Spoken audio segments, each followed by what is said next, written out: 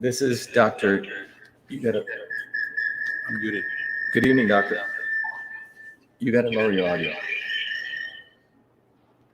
Good evening, everyone. This is Dr. Shiva Ayadure. We have a very, very important conversation today. It's about natural immunity versus VAXX. As many of you know, we invited Bill Gates to this conversation, and he hasn't shown up. However, we want to let everyone know that we are here at the Bill Gates building right here at MIT. So those of you who are on Twitter Spaces, what I recommend everyone do is you can go and watch all of this also as a live video. And those of you who are not on Twitter Spaces, you can see everything we're doing. Also, we're broadcasting live from the Bill Gates building at MIT. And so I recommend all of you can also see, because we're going to share a lot of stuff on the vaccines, on natural immunity, and you're going to really get a lesson on the immune system, what Bill Gates should really have learned. And before I go into that, let me introduce, I have a couple of people on Twitter Spaces. We have Ken and Suresh are going to be our co-hosts. We have a number of speakers who've requested to speak, that they're here with us. We have about 10 speakers, but we're literally going to walk people through a complete understanding of who is Bill Gates and why is his name on the building behind us here today? And what does that actually mean? Not only what does Bill Gates's name mean to be on a building such as MIT, but also all the grifters who keep jumping in recently, particularly in the last year, who were nowhere to be seen in 2020 when our movement, when we were doing all the hard work exposing Fauci, exposing the domestic censorship infrastructure, as many of you are aware of, and exposing the entire election system's integrity. None of these people were out there. And these same people come and hijack movements later. Just like Bill Gates puts his name and hijacks all the great innovation in science that occurs by very, very good everyday people, Bill Gates and the grifters do the very similar things. So we're going to talk about that because we think it's important time that people really get educated, not only on who the obvious enemy is, but who the not so obvious enemies are. And in today's talk, we put this out and we got 3 million, I think 3.5 million people viewed this. 22,000 people decided to come to today's conversation because we wanted to be bold and say, hey, Bill Gates, you're the one who claims you know everything about vaccines and about immune health. Why don't you show up and really debate a scientist who came from MIT, who in fact studied in this building right here at MIT, who got his degree in systems biology. And the reality is Bill Gates is nowhere to be found. Yet he puts his name right there on the back of the building, okay? So all of you on Twitter Spaces, we also have some slides to accompany, because we're not only gonna have a conversation, but everyone is gonna leave here learning quite a bit. And I'm gonna walk you through these slides so everyone understands what we're gonna do today. First of all, we wanna talk about, we're at the Gates building and why are we here? That's what we wanna first talk about. And before we go into that, what would Bill Gates have learned had he come here? Well, he would have learned about, first of all, how risk and safety needs to be addressed, that one size does not fit all medicine, which is a medicine that's being practiced today. The area of science, and my PhD's in a field called systems biology, and Bill Gates would have learned that one size doesn't fit all. The other important thing to understand is that the modern science of the immune system reveals 3 very important things. And all of you tonight, it's going to be a long night, so get ready to take some notes and enjoy yourself, because we will make it fun. That the modern science of the immune system reveals that the science ain't settled. Number 2, it reveals that individuals have to become accountable for their own health. And the other thing that it will also reveal, it's time to educate medical doctors. Most of the medical doctors are unconscious incompetence. In fact, in 2020, when we were out there in 2019 and 2020 exposing Fauci, none of them were out there really helping us, including this guy Malone, who now wants to have his cake and eat it too. He literally plagiarizes our stuff, puts our stuff out, but he was nowhere there to be seen in 2020 when we ran the Fire Fauci campaign. We're also going to learn about factors affecting the immune system. That's what Bill Gates would have learned. You're also going to understand that your body is a system, and health really emerges when the patient and the provider come together. We're going to also go over food supplements that can boost the immune system, which we talked about in 2020.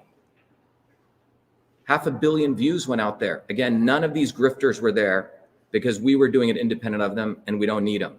We're also going to talk about the system of pharmaceutical development. Then we're going to go into talking about the documented risks of the mRNA vaccine and the economics of the pandemic. I'm calling it pandanomics. And you will see a lot of these grifters start taking our stuff because that's what they are. The grifters are the opposite side of the establishment. The grifters are literally Bill Gates, but in sheep's clothing. That's what they are.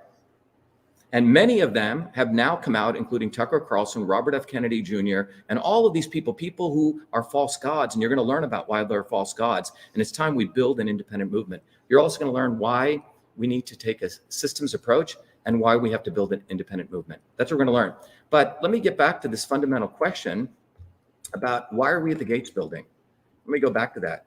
So if you look at the building back there, we have a working class guy here who moves and does heavy labor. And we have Frank here, who's an electrician. And many of you know that I'm an engineer. We don't see celebrities up here. You don't see people trying to sell you some real estate gig, okay?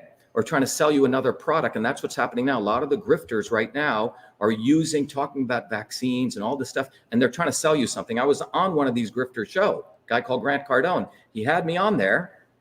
We had a massive effect. We got our stuff out and we exposed Kennedy, we exposed Tucker, we exposed all these guys. The next day he puts Kennedy on. But he won't put us on because he's part of the swamp. He really is. But they'll talk about this stuff and we're going to learn about that. But Bill Gates, the reason his name is on this building, let's talk about that. The reason Bill Gates' name is on this building is for one reason. He is not really an innovator. Well, one of our speakers will talk about what he actually did. He's really an exploiter. He's not a scientist. He's not a systems biologist. He's not an MD. He's none of these things. He made his money through exploitation. And through that money that he made, and you'll see the grifters do the same thing. Grifters and Bill Gates are the same. They parachute in after the fact. MIT bottoms up was built in the 1800s by serious vo-tech people, right? Like Frank, you went to, MIT is really a high-end vo-tech school. It's a fancy vo-tech school, okay? You actually learn skills. And those people innovated. They built 30,000 jobs. This fool over here, Bill Gates, gives $100 million to MIT and he gets to put his name on there.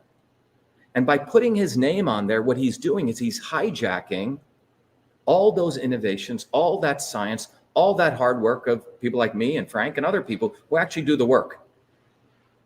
And this is exactly what the grifters do. After the movements are built, after all the damage is done, then they come in 2023 or 2021 and they start talking about, oh yeah, we're against vaccines and yeah, we want to fire Fauci. Oh yeah, prosecute Fauci. Go look at Elon Musk's own Twitter feed. You will find out he never called out Fauci until December of 2022. So now it's in vogue, it's fashionable, right? To be against Fauci. But they weren't there in the cold winter in January 6, 2020, when our movement was out on the ground in New Jersey, fighting the vaccine mandates and winning it. None of them covered us. None of these guys were out there when we exposed the domestic big tech censorship infrastructure. Fucker Carlson was nowhere to be found. And that's what he should be called. Neither was Thomas Massey. Neither was Glenn Greenwald. But 2 years later, they're pounding their chest. And you will find out that the grifters come in after a movement has been built, after the public anger is emerging, and they try to hijack movements. And what you're going to learn tonight, ladies and gentlemen, not only are you going to learn about the immune system, but you're going to learn about why we must build an independent movement. And just like you call Fauci a fraud, you must call Robert F. Kennedy a fraud. You must call Tucker Carlson a fraud, because these people hijack movements. And when everyone here gets that the grifters and the people who come in later, after the public sees, after the damage is done, try to write books, these are the reason Trump is a grifter. Exactly. We'll talk about Trump. He's the one who created CISA. He's the one who allowed the domestic censorship structure to be created. And now you got Matt Gaetz and other, oh yeah, we got to bring this down. Well, the Republicans and the Democrats created this. The damage has already been done. So we're going to talk about a lot. Let me go back to that signage up there. You know, some of you may know when I was at MIT, I ran some of the biggest protests in the Boston area at the time. There's a picture of me, I'll show you shortly, burning the South African flag on the steps of MIT. MIT had investments in South Africa. During my PhD demonstration, I held up a sign which said US out of Iraq. We mobilized some of the biggest movements in Boston. I've been doing that since I came in 1981 to MIT, all the way till today. So I really think MIT should take that guy's name off the MIT building. This is a guy who collaborated with Epstein. Epstein, as you know, funded the Media Lab, which is right across the street. These people were pedophiles, they were criminals, child traffickers. But his name is on that building today because he wants to attribute himself, he wants to equate his work with science, technology, and innovation, when he's none of that. He's anti-science, he's anti-human beings, he's anti-people, he's anti-Americans, just like these grifters are, as you'll see. They don't do what needs to be done at the right time. They wait and wait and wait. They're pure evil. I really think someone should take that name off the building. Yeah. We should make it ours. Yeah, let's do it. Yeah, I think that, it Okay. would be nice if, by the way, to let everyone know, we're in about a $500 million building in the center of MIT, which is known as the William H. Gates Building. And I think that building, if MIT ain't going to do it, I think we should do it. That building should be renamed. I think the building's name really should be the Truth, Freedom, and Health Building, because that's what we're going to have today. And there we go. This is our sign of protest. We've just changed the name of the building, at least for this talk. We haven't vandalized anything, but it is called the Truth, Freedom, Health Building. Okay? And everyone here, and we've changed the name of the building. There you guys. So those of you on Twitter Spaces, if you go on Twitter right now, is it live on Twitter, John? Everywhere, right?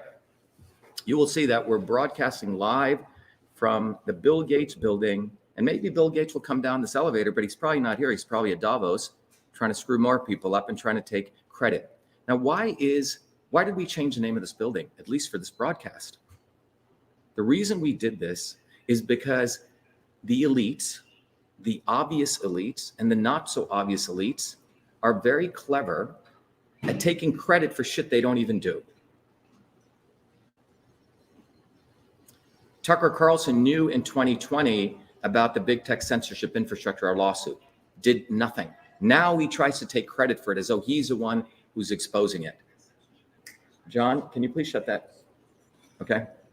So you will see repeatedly that this process continues, that you have this fundamental process of taking credit for things they do not do. And what they're actually doing is exploiting you and I and working people. But what we're going to talk about tonight, ladies and gentlemen, is that it's time that you, as an individual, start having self-respect for yourself and dignity, and we build a bottoms-up movement. That's what we're going to talk about. So it's time that names like that guy who didn't earn it, who take advantage of working people, put their names. And by the way, the establishment creates these heroes top down. Whenever they see a bottoms-up movement, they create a Martin Luther King. They create a Gandhi. The Kennedys are institutionalized, not so obvious establishment. And you're going to learn that. So the reason we covered Bill Gates's name up there off this building is because it's time that we, everyday people, stop looking to real leaders who come bottoms up. Okay? That's what we need to do. We need to start supporting leaders bottoms up, because it's people like Bill Gates who are the true white supremacists, you'll find out. It's not everyday working people. I've been called a white supremacist. You've probably been called one, right? Because we stand for free speech. There are real white supremacists. So let me begin. Now that we got, to let everyone know, Bill Gates is not here, but we have done an act of defiance here by covering up his name on a $500 million building at MIT, okay? This is why we need to get on the ground. We need to build these bottoms-up movements. So that's the first thing we need everyone to appreciate. What we're gonna do is we need to get people mobilized. So let me go back to so those of you who are listening, you can see the presentation we're doing. It's live on Twitter, YouTube, Facebook. So again, we talked about what Bill Gates would have learned today, but he's not here. But what are you going to learn today? First of all, we're going to talk about how we got here, a historical overview. You're going to actually learn about quote unquote vaccine safety and what is an engineering approach to risk assessment. You're going to learn today about the modern science of the immune system. You're going to learn about the societal and epigenetic factors of immune health. You're going to learn why loneliness and depression is the worst thing against your immune system. We're also going to cover stuff about food and pharmaceutical factors affecting immune health. Then we're going to go into the documented risks of the mRNA vaccines. We're going to cover what I call pandonomics, the economics, the winners and losers of the pandemic. You're going to learn that Elon Musk was the biggest winner of the pandemic, the biggest. Then we're going to go to the future of immune health and what you can do. All right, let's give a historical overview just to let everyone know. Some people may not know, but in 2019, yes, in 2019, our movement ran the first international immune health and vaccine safety conference. Can you believe that? In 2019, because in 2019, I was invited to the National Science Foundation as one of the leading scientists on the immune system to give a presentation on that. And thousands of people attended it, and none of these grifters were there. It was in 2020, our movement, Truth, Freedom, and Health, mobilized one of the biggest demonstrations in New Jersey, and we stopped the vaccine mandate bill from even being brought to table. We did that. It was in March of 2020, in a tweet and many things, we predicted the devastation of the lockdowns, and we wrote to Trump to tell him to follow a personalized medicine approach, not to do a massive lockdown. And it was in April of 2020, it was our movement that ran the Fire Fauci campaign, #FireFauci. It was a year and a half later that Rand Paul and Thomas Massie took up that banner and sent out emails to ask money for themselves. They weren't there in 2020, ladies and gentlemen. These people are grifters. It was in June of 2020, we delivered over 100,000 signatures to the White House, collected by many of you, telling Trump to get rid of Fauci and to not do lockdowns. And on July of 2020, I had policy discussions with people at the White House, told them who Fauci was. They knew all the information. They did nothing. In October of 2020, we ran the first Masks and Oral Health Conference, educating people about masks, the microbiome, what they can do to you. And then in May and during November of 2020 to May of 2021, following the hijacking of my Senate election, we are the ones in October of 2020 exposed the government and big tech censorship infrastructure. That's what we did. Okay. We did that in October of 2020, government and big tech, and we exposed the big tech pharma triangle. And in March of 2020 to the present, we have been educating the public on the immune system, on the big tech censorship, et cetera. But look at the dates here. We're talking about 2020. All right. Imagine what would have happened had these grifters who have their big megaphones talked about all the things we were doing in 2020. There would have been no lockdowns. There would have been the public outrage then. We would have saved many, many lives. But independent of them, what I can tell you, we were still victorious. Over 250 million people heard about everything we did. Many of you did. We went independent. So please, for God's sake, I can tell you that Robert Kennedy was nowhere to be seen in the Fire Fauci campaign. Nowhere. Tucker Carlson was nowhere to be seen when we exposed the big tech censorship in October of 2020. And if you go to winbackfreedom.com, we have the letters that we sent him about this. Did nothing. Same with Glenn Greenwald. Now they're pumping their chests about big tech censorship. So as much as you want to call Fauci a fraud and Bill Gates a scumbag, please do the same for these grifters. Because had they used their megaphones, we would have had a whole different world in the last 3 years. But they didn't. All right? So let me, I know many of you are new. Out of the 20,000, 22,000 people I know who signed up, we saw about half of you are actually new. You weren't even our followers. So it's time that we probably give a little background on a little bit of historical background and about myself, so you understand sort of that I'm a serious scientist. I'm committed to health. I'm committed to truth. I'm committed to freedom. Plus, we're going to go and we have our speakers who are going to talk, and you'll find out all of these people are everyday people. We don't have any grifters There's no celebrities here. There's no influencers here. Most of the people here are people who've been on the ground for years fighting, going door to door. And those are our heroes, not someone with 800,000 viewers selling real estate products. No fucking way. You're going to hear from everyday people here, and everyday people who work hard. We are not going to bow down to false gods anymore. Okay? So you're going to hear from a lot of great people today.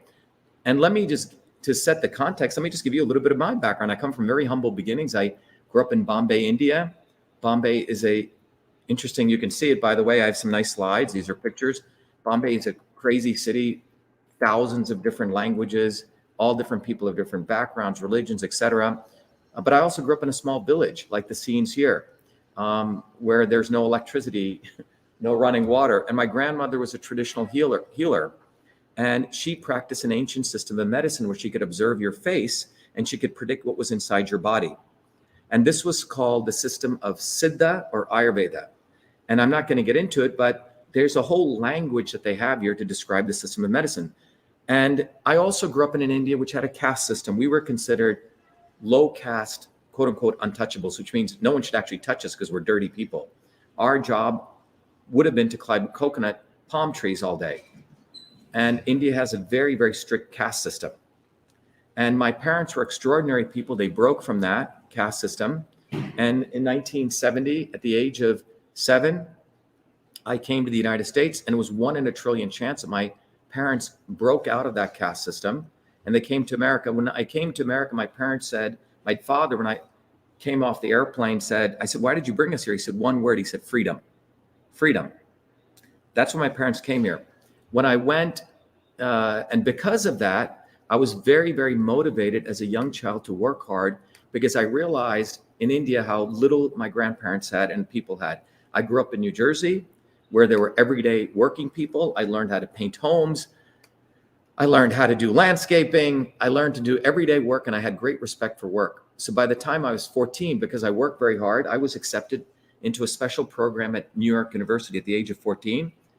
40 kids got selected, where I learned computer science. This is in 1978, when a computer would fill up this entire room at MIT here.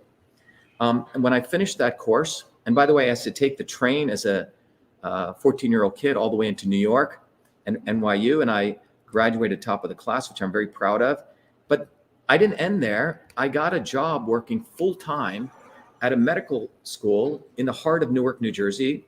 Anyone of you who's been to Newark will know Newark is one of still the poorest cities, very segregated, predominantly African Americans, and most white people are afraid to go there. But as a 14-year-old kid, I got a job working there at this medical school, which is now known as Rutgers Medical School. And in that medical school, because of what I'd seen my grandmother do as a healer, because of the education I had gotten at NYU, I started working full-time doing research on why babies were dying in their sleep. Guess what? Sudden infant death. We're talking about sudden cardiac death. So as a 14-year-old, I was doing research on babies suddenly dying in their sleep, getting sleep apneas, where the heart, the breathing just stops. So I've been doing this research, at least in this field, 45 years now. Okay, so 59 years old. And I was looking at baby sleep patterns, trying to predict the onset of when the baby would stop sleeping. And we see this now in this area of where suddenly people are what we call sudden adult death, okay? But I was doing this research. But while I was working at that university, I got a profound introduction to systems. And what we're going to talk about today, the immune system is a system. It's not just one part. It's not just this or that. It's a complex system. But while I was doing medical research, I also got a chance to learn about systems. And that systems understanding came, some of you may, over the age of 40 or 50, may remember this. In that medical school, as many organizations, they had this thing called the interoffice paper-based mail system, where there was the inbox, the outbox. The secretary was always a woman. In those days, women could only have 4 jobs: secretary, nurse, teacher, mom, right? And in that university, every office had a secretary, and she would report typically to a man, a doctor or a researcher. And on her desk, she had the inbox, the outbox, folders, She had a paper clip. She had the typewriter, and she would write this thing called a memo. To, from. She would literally have to use carbon paper when she did a carbon copy, CC, or blind carbon copy. And these memos were put into these envelopes. They were transported through this very complex system called the inter-office paper-based mail system. And as a 14-year-old kid, I was given the opportunity to convert this entire system into the electronic version. Now, in those old days, those old mainframes, you could send simple text messages, like little tweets. That's not what we're talking about. I'm talking about taking that entire paper-based mail system was a key word, and converting it to this electronic version. And that's what I did as a 14-year-old kid in 50,000 lines of code, work day and night, inbox, outbox folders, everything we see in our modern email systems, and named that system email. And here's all the code which went into the Smithsonian several years ago. There you go. First to name it email. And then won a bunch of awards, won one of what was called the Baby Nobles of the time, the Westinghouse Science Awards, all before I came to MIT. Why am I sharing this with you? It's important to share this so people understand that places like, no, you can go, come on. Places like MIT get hardworking guys like him, right? And guys like me who are already good. And they come here, and then Bill Gates puts his name on us. He takes advantage of us. That's why we changed it. But anyway, a lot of this stuff, all this stuff, the invention of email took place before MIT. Now, when I came to MIT, on the front page, they highlighted 3 kids. I was one of them, as you're seeing in this back, and you can see 1981 for inventing this email system. And I was elected student body leader. And the president of MIT said, you should copyright this, because at that time, the Supreme Court was not still recognizing real software patents, right? Software had to drive some machinery. You couldn't patent software, but he said you should copyright it. So here on August 30th, 1982, I got the first US copyright for email. But the key thing was, as a kid, before I came to MIT, I had learned about systems. I was working on the sleep system. I created the email system before MIT, okay? But the important thing to recognize is that this was done in Newark, New Jersey, bottoms up. And where did email come from? It came from a lot of dedicated school teachers, public school teachers, who fought with the administration in my public school so I could go and work in that medical college, from a mentor and from my loving parents. It was in that triangle that email was built, not from the military industrial academic complex. And this story, everyone should know. All right? It wasn't, and by the way, Bill Gates didn't create DOS. He bought it from someone, flipped it, and exploited the guy, okay? He didn't innovate like I created email. It's just a fact. You have to give credit where it's due. And I think most of us want to get credit for what we've done, because we don't want to give Bill Gates his credit. But anyway, now let's move on to systems. I wanted to educate you on systems, and we're going to bring in one of our speakers. But let me talk a little bit about systems. What is a system? And at truthfreedomhealth.com, we want to educate all of you on systems, because it is the understanding of systems that is really going to change the world and to liberate you so you can liberate yourself. So what is a system? You see, when I came to MIT, I wanted to do medicine, but I found out that the way that we looked at the body was just a bunch of parts. And at that time, and this is very, very important understanding the vaccine situation, is that, and still today, the pharmaceutical companies, if you see this diagram, the way the pharmaceutical companies develop a product today is, what is a pharmaceutical drug? What is a vaccine? A pharmaceutical drug is a single synthetic compound that typically does not occur in nature. And if it does occur in nature, they add some chemical to it to patent it. But it's typically a synthetic compound that they discover, let's say at a lab at MIT here. They raise $40-50 million, then they go do test tube testing, another couple of years. Then they go kill a bunch of animals. This may take up to 6 years. If they make it through that, then they go get the FDA to allow them to go test on humans, phase 1, phase 2, phase 3. Well, this cost pharmaceutical companies about $5 billion, 13 years. And in fact, they've been losing money. And we brought this up in 2020. Pfizer's been losing money. They've been losing about $25 billion. They needed the VAXX, but this is a reason why. But this entire process of pharmaceutical drug development is like shooting in the dark, or basically making an airplane and throwing a pilot, and if he crashes, oh geez, he died. And if he succeeds, then they explain. They don't really know why these drugs even work. And the reason is the entire basis of pharmaceutical drug development is like the blind men touching the elephant. And this is what we call reductionism in science. And at MIT, they teach us reductionism, but now MIT's moved on to a systems approach.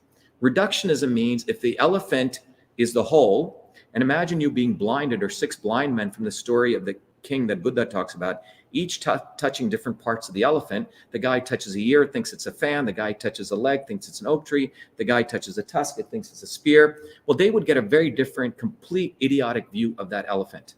That is called reductionism.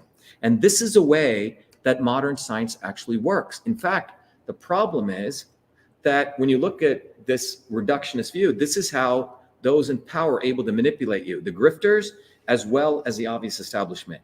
They give you just pieces of the truth. And this is a CIA technique, but it's a scientific misuse of science to manipulate things. And that's called reductionism. So now when we want to start talking about the immune system, let me tell you something very, very important here. In 2003, the reason I came back to this building here and started working here to do my PhD was in 2003, something very important took place in medicine. The Human Genome Project ended. What was the Human Genome Project? Well, the Human Genome Project, and it is best, those of you who don't have access to the slides, I'll still define it. What happened was in 1993, the Human Genome Project started. And when the Human Genome Project started, the theory was that a human being must have about 1 million genes, because they were trying to map out the genes in the human body. And why did they think we had 1 million genes, or 100,000 genes, or 500,000 genes in 1993? Because they knew a worm, a little lowly worm, only had 20,000 genes. So if a worm had only 20,000 genes, then a human being must have a lot more genes, right? So this was reductionism, because they were thinking the number of genes equals more complexity. Well, as you can see by this graph, and those of you who can't see it, by 2003, guess how many genes we have? We only have 20,000 genes. So we have the same number of genes as a little lowly worm.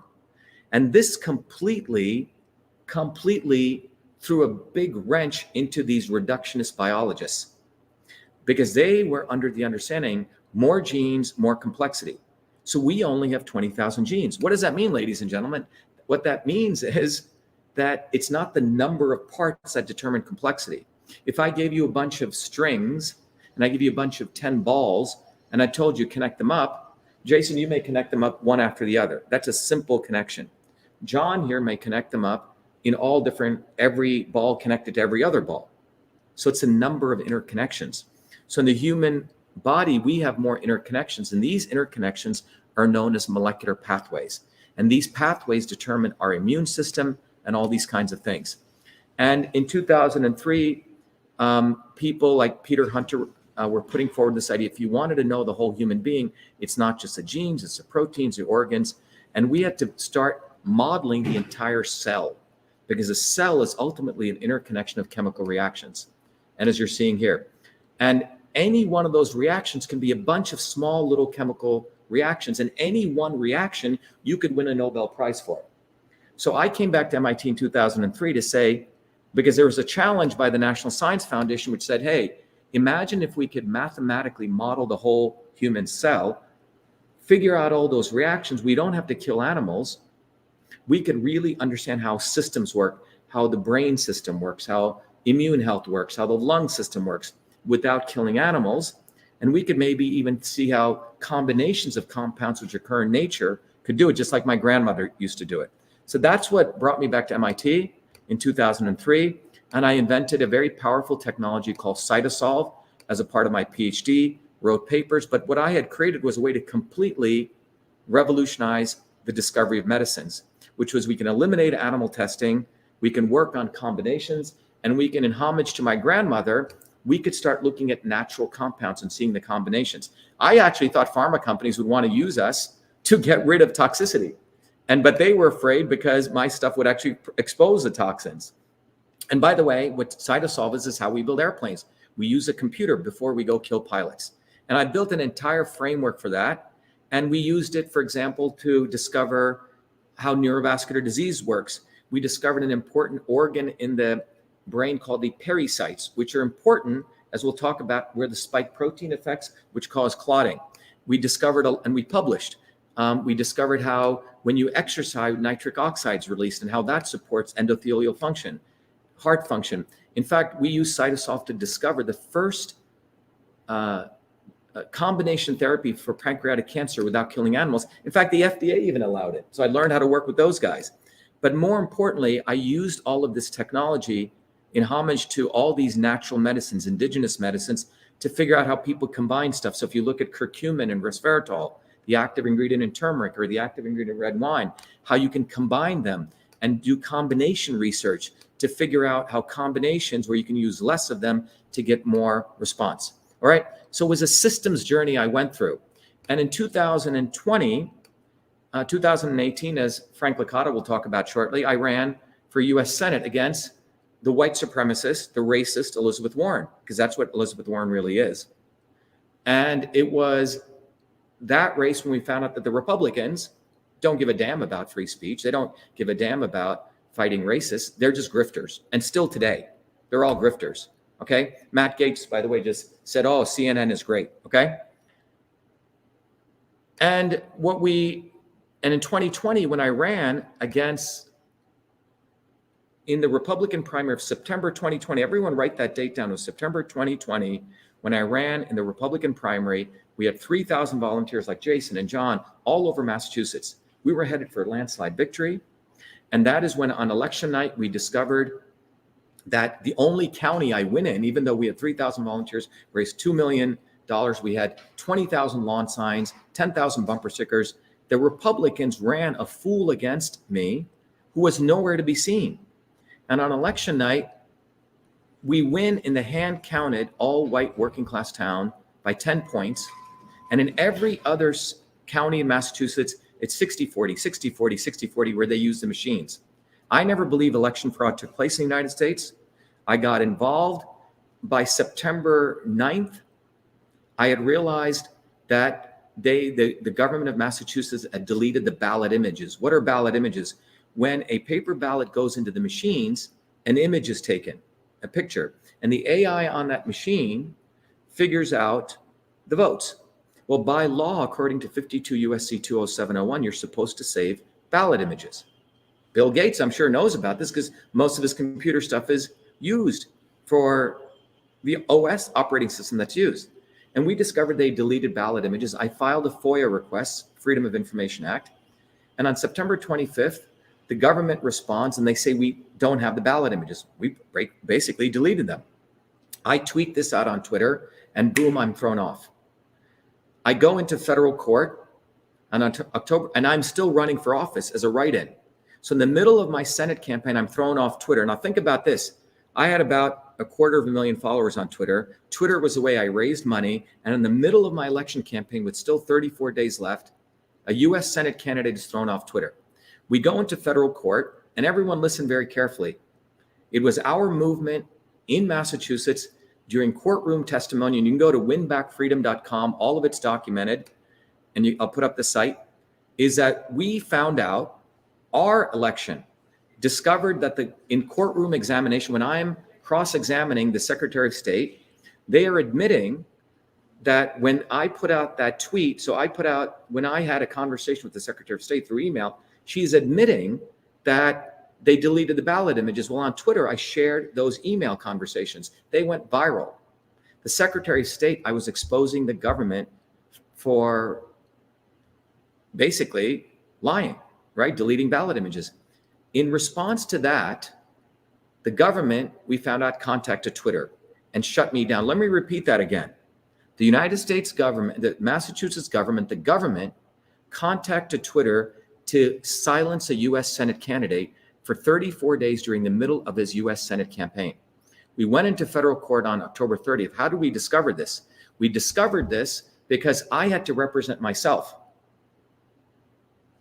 $0 we did. We didn't need Elon Musk's $44 billion. So Elon, if you're listening, and Mario Nawfal and Matt Taibbi and all these grifters, in October 30th of 2020, in a federal lawsuit, me and the judge cross-examined the Secretary of State, and the judge and I asked her, how did you decide to take me down? They said, we used a VIP portal called the Twitter Partner Support Portal. Everyone on Twitter listening to this, this is in October 30th, 2020. And on the same 2 weeks before, I told Tucker Carlson about this, that we were having this lawsuit. On October 30th, we told Tucker Carlson about this. We, in fact, told Glenn Greenwald about this and the ACLU. We had discovered that the government has a portal that they can silence U.S. citizens if they don't like what they say. Let me repeat that again. Write it down, October 30th, 2020, in courtroom. And if you don't believe it, you can go to winbackfreedom.com. And the judge was so appalled, he gave us a big victory. The victory was he told the government, you will no longer silence Dr. Shiva using that portal. If you have an issue, you will tweet back at him. You will do bad speech with good speech, whatever speech, not silence people. But let me repeat again. It was our lawsuit right there in October 30th of 2020, which exposes long before Twitter Files. Twitter Files is a complete sham because when we brought this up, Tom Fitton, another grifter, did nothing. Dinesh D'Souza, another grifter. Tonight, we're going to call out all these grifters, just like Bill Gates. Bill Gates is a big-time grifter. He grifts off MIT. All these other people knew about our lawsuit. And October 30th, 2020, they did nothing. Did nothing.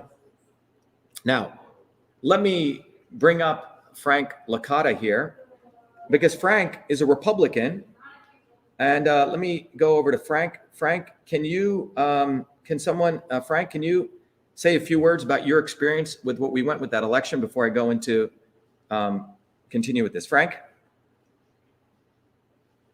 Licata? Frank, you got to unmute yourself. Hey, Frank, I can't hear you. Can you tell him to go? Yeah. Okay, we're going to have Frank Licata coming in. But as Frank is coming in, let me just show you what we discovered in our lawsuit. We discovered not only did we discover that the government has a backdoor portal, but we also discovered that we discovered these playbooks that the government, manuals that the government uses to silence speech silently, okay? It says that it won't unmute for him. Do we have to unmute him? Why isn't Twittering allow Frank to speak? Frank, can you unmute yourself? Nick, can you unmute yourself? Nick? Crystal, can you unmute yourself? So none of our speakers can unmute themselves. What's the matter, John? It's saying muted by host, it won't let him unmute. What's that? It's saying muted by host, it won't let him unmute. Hold on. Go ahead. Go ahead. Now try Frank. Go ahead, Frank. Frank, are you there? Frank, go ahead. Frank Licata, can you speak, please?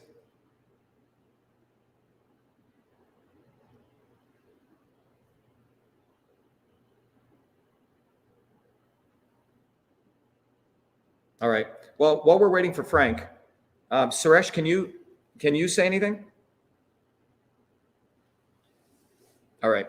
Let me continue here. What we discovered was not only did we discover the Twitter partner support portal, that means government had created a VIP portal for government to communicate with Twitter. Okay? You can't hear you. No, I can't hear you. What's that? No sound. You can't hear you. Okay, hold on one second.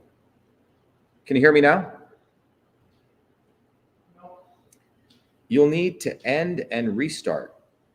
Why do I need to end and restart? If I restart this end and restart, so is Elon Musk screwing around with our thing? Tap on avatar to invite someone to speak. Hold on.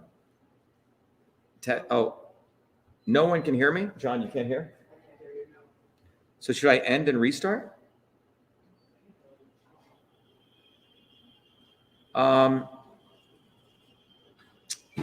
We're trying to figure out what to tap on an avatar to invite. Hold on. Let me say this. Let's see this. We have a mute everyone, unmute everyone. Should I end and restart this? Let's see if I could hear. Okay. Everyone is now unmuted, okay? All right. So let me start this again.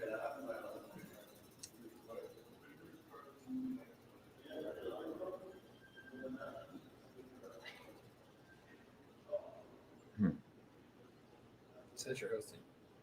Right, but where is everyone? 4,300. Hello? Where is everyone? It's funny now. It's on. Okay. Let's see. Today, let's see.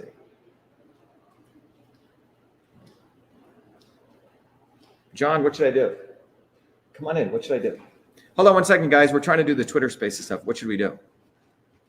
Let's ask people. Let's get some comments from people out there. What they see is happening. Guys on Twitter, can you guys hear me? You can hear me on YouTube. On Twitter Spaces, can people hear us? What's that? What do you mean got to start? You're in, John. It says play recording. Like it's over. Okay, so let me just tweet. I'm starting another one, right? Is that what we should do? Okay. Well, right after we talked about Elon, we went off. Did you notice that? Yeah, Crystal said Huh? everything crashed. Okay.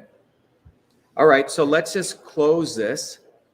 And what I'm going to do is start a new Twitter Spaces, right? Is that what I should do? Yeah. Okay, so let me just start a new one.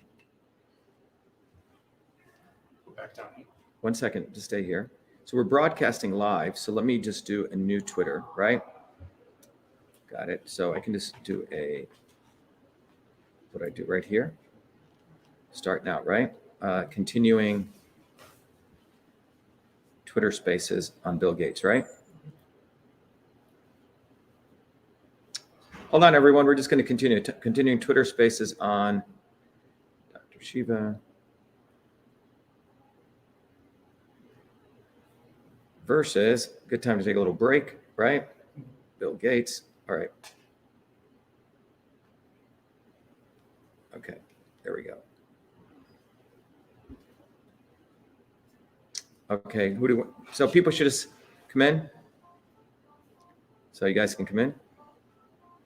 All right, so we're just going to continue as people come in. So anyway, what we exposed to those people listening, if you're on Twitter, is we expose the entire. Are you recording this one? No, you mean to start it up again? Just start recording. Can you start? Just settings. I don't think you can, right? Yeah, you have to do that. All right, so let me do it again. All right. It said it ended. Yep. 1 second. All right, guys, just hold on 1 second. We're going to continue. Bear with us. So Dr.SHIVA, right? Versus Bill Gates. Someone says we should call him Bull Gates. Right? Continuation.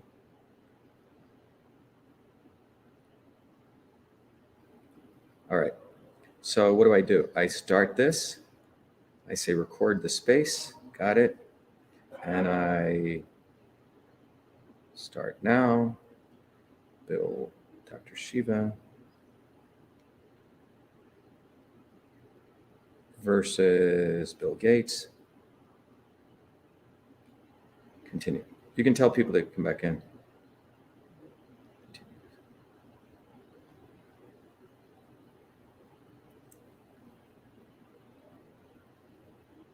Skip. Okay, we're in. Okay, guys, we're back on Twitter Spaces. So anyway, what we discovered in October 30th of 2020, not only was this back-end portal into Twitter, but we also discovered that there's an entire infrastructure the government has created. And that infrastructure, so let's bring in Frank, who's requested, add a speaker. So Frank, if you're there, you can just jump right in. And we'll bring in the other hosts, et cetera. But let's just jump right in with Frank And go ahead, Frank, are you there? Yes, Lou. Can you Go hear ahead, Frank. Why don't you share with us your experience when, in September of 2020, Elizabeth Warren, when we ran. Go ahead, Frank. We have Frank Licata here, who's an electrician in Cambridge. Go ahead, Frank. You're on. Yes, hi, Doctor. Thank you for having me. Yeah, you spoke pretty well on the 2020 campaign, but on the 2018 campaign, when you ran against Elizabeth Warren, that's the one that really got me excited.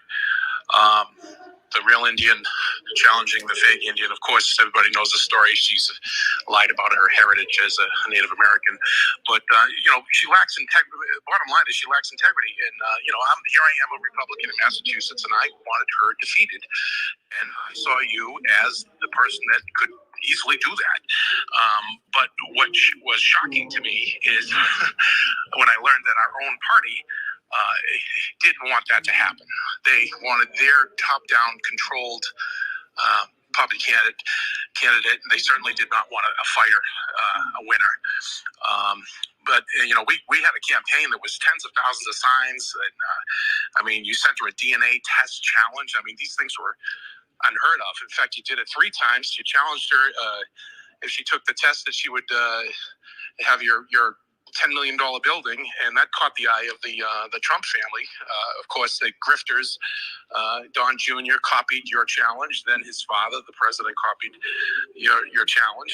But you did it first. Let's face it. You're the one that forced her to take the DNA and fail the DNA challenge. It showed that if she was 1,000%, you were more Native American than she was. As you said, I think on a show, you're a little feather and a lot of dot, or however you said it.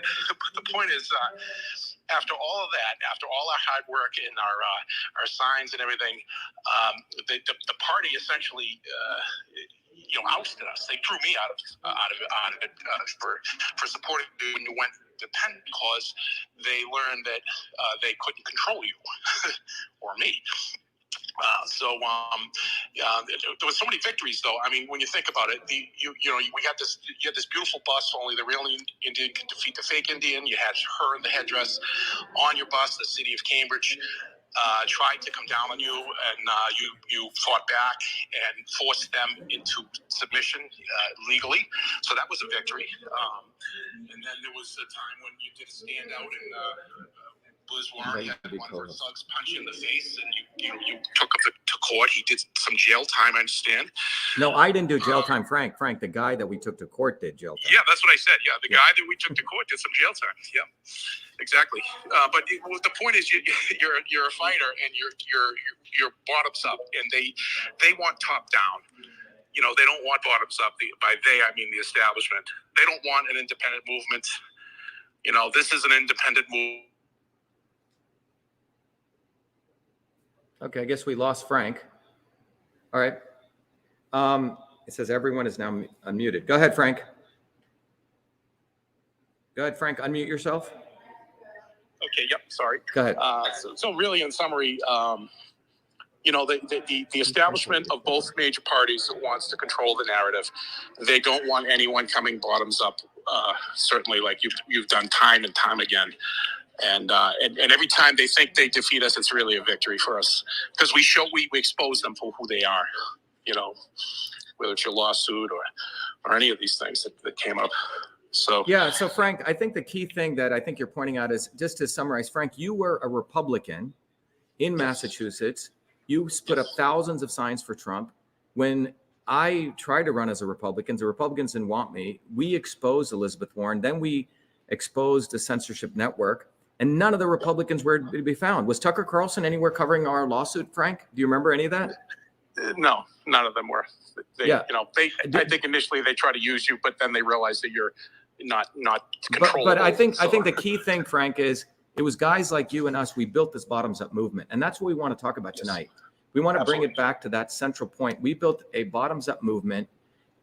We were exposing Fauci. We were exposing the election fraud situation. We were exposing the big tech censorship. All this was done, guys.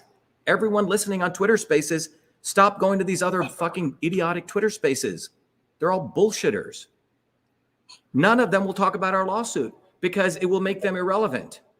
We did this stuff in 2020, okay? And thanks, Frank. And what did we do in 2020?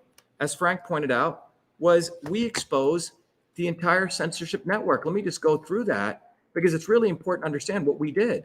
And I'm going to walk everyone through that because it was our movement that filed this lawsuit. We found out that the Secretary of State's office had used a backdoor portal to silence me. And I'm going to walk you through this. Those of you on Twitter Spaces, you can see the live we're also broadcasting.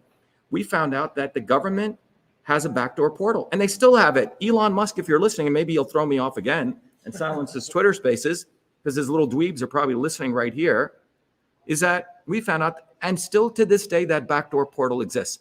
Anyone listening to this Twitter Space must recognize Elon Musk is full of shit because he's not talking about the backdoor portal, which is still alive.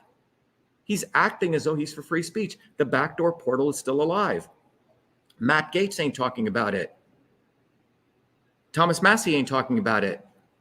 Rand Paul ain't talking about it. CNN ain't talking about it. Fox ain't talking about it. But here is the backdoor portal. We discovered that the government here, including the Secretary of State of Massachusetts and all these people, left-wing and right-wing people, created CISA. In fact, it was Trump who signed the Cybersecurity Infrastructure Security Agency into law. So all you Trumpers out there who are now jumping around saying, oh my God, it's Biden. Well, wake the fuck up, okay? It is Trump who created CISA. And you can see left wing and right wing brought all these people together, the press and all these billionaires. And you can see it was Fox News' Murdoch. It was Facebook Zuckerberg. It was Pierre Omidyar who runs The Intercept. And these guys funded all of these people like Robbie Mook, people like, Tommy Hicks from the Republican Party, the Defense Department, Microsoft, where Bill Gates comes from. And all these people, left wing and right wing, got together and they created these playbooks. These were blueprints of how they would create this censorship. And I discovered all these playbooks and brought them into courtroom testimony in 2020 and 2021.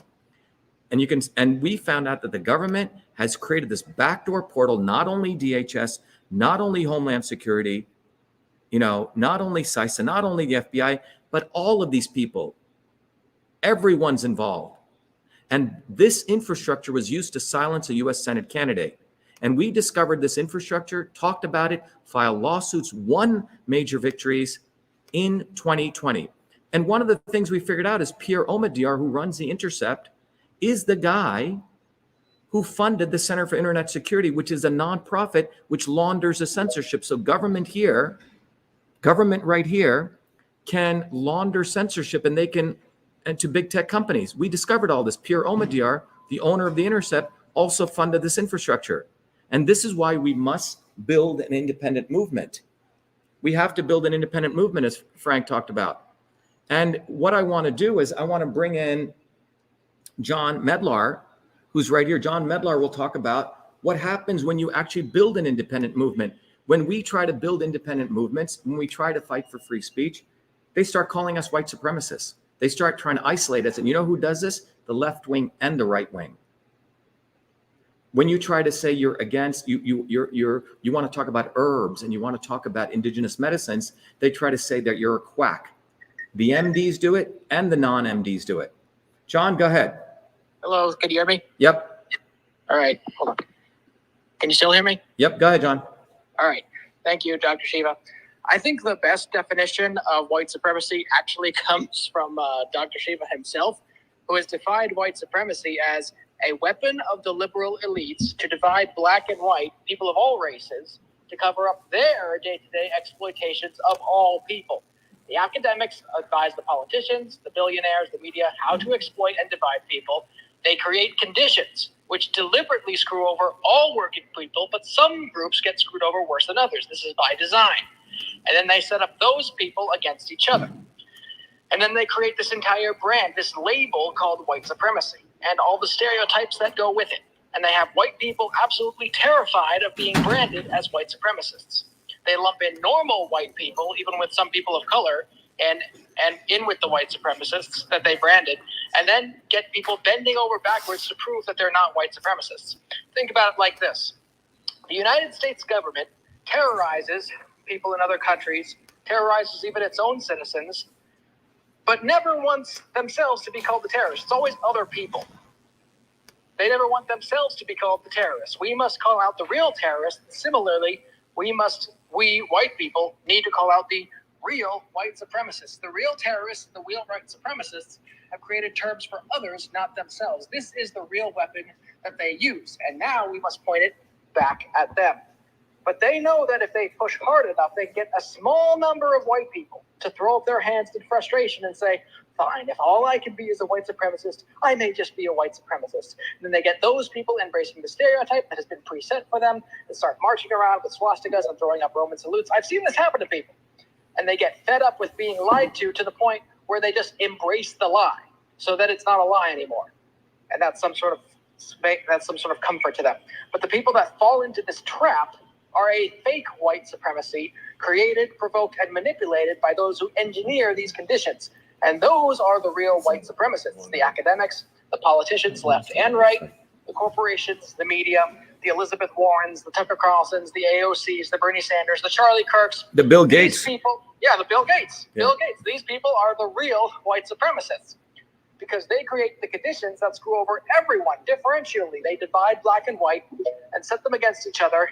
And very importantly, they suppress independent movements that actually want to fix these conditions. And they misdirect people into controlled movements, the not so obvious establishment. And let me give you an example that Dr. Shiva and I personally experienced. And when I first met Dr. Shiva, he was exposing Elizabeth Warren as a white supremacist who used race for personal gain. She was misappropriating the identity of Native Americans, people who were genocided, to advance her career in big academia as an ivory tower upper-class white woman. Completely despicable. Dr. Shiva, who was running against her at the time, was putting up signs on his bus calling her out as a fake Indian before Donald Trump. And then all the liberal elites had the gall to call Dr. Shiva a white supremacist for calling out the fake Indian. The city of Cambridge ordered him to take down that sign or they were going to levy crazy fines against him. Dr. Shiva sued the city of Cambridge on free speech grounds, and he won. He got to keep up his signs, and he didn't have to pay any fines. It was a big victory, a precedent-setting First Amendment victory. Now, at that time, I was an amateur activist in college, and a bunch of other young people and myself were trying to organize these free speech rallies because we saw the academics in universities pushing censorship and inciting mobs against people that they didn't like. So we were organizing these free speech rallies, and we partnered with Dr. Shiva, who is a very experienced activist and organizer in his own right, and he provided the direction and leadership that the rest of us sorely needed. He emphasized that we must build an independent movement, independent of left and right, independent of the grifters, bottoms up.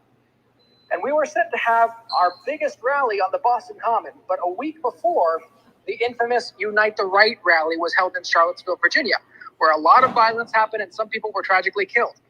The media and politicians, left and right, Democrat and Republican, including Trump, immediately associated us with them. It became in vogue. They made it in vogue to call anyone who was pro-free speech a white supremacist. And the media and the politicians, the mayor of Boston, the police commissioner, the governor of Massachusetts spun this absolute lie that we were literally the same organizers of this other rally down in Virginia that were now coming up from Virginia to Massachusetts to do a white supremacist rally. Absolute lie. I had never even been down to Virginia in my life at that point. But they kept pushing it and pushing it and pushing it day after day, calling me a white supremacist, calling Dr. Shiva a white supremacist. They incited 40,000 people to come out. Just to let everyone know, 40,000 people showed up to protest against me, John, and a whole bunch of other people who were black, white, all different colors. But yeah, and this was in 2017, right, John? And we didn't see Tucker Carlson anywhere near there. We didn't see any of these grifters anywhere near. I didn't see Elon Musk there. Right. Supporting August 19, us, yeah. 2017, none of these people defended us. In fact, a lot of the people who were going to speak at that rally dropped out. And like all of these people, Laura Loomer was going to speak there. She dropped out. Jack Persovic, who's now doing another Twitter space right now with Grant Targone, he dropped out. He's a grifter. Cassandra Fairbanks was going to speak there. She dropped out. Gavin McInnes was listed to speak. He dropped out. All these internet conservative grifters, they ran for the hills because it was no longer popular. Their words did not meet their deeds. Dr. Shiva didn't drop out. He showed real leadership and stood firm, and we had a range of very courageous speakers from across the political spectrum: black, white, yellow, Native American, left, right, green, communist, socialist, nationalist, left-wing, right-wing. A lot of people who weren't famous or big-name people, but they showed far more courage than any of these grifters. So the police had barricaded off the whole area. Only about 40 of us managed to get in, and we were surrounded by this massive mob of 40,000 people. But we made our stand. We broadcasted out our speeches.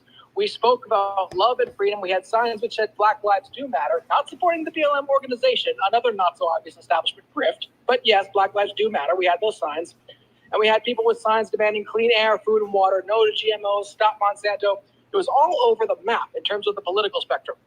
And then at the end, Dr. Shiva went to confront the media and members of the mob. And there's videos of that too. You should go watch them, where Dr. Shiva just shuts everyone up.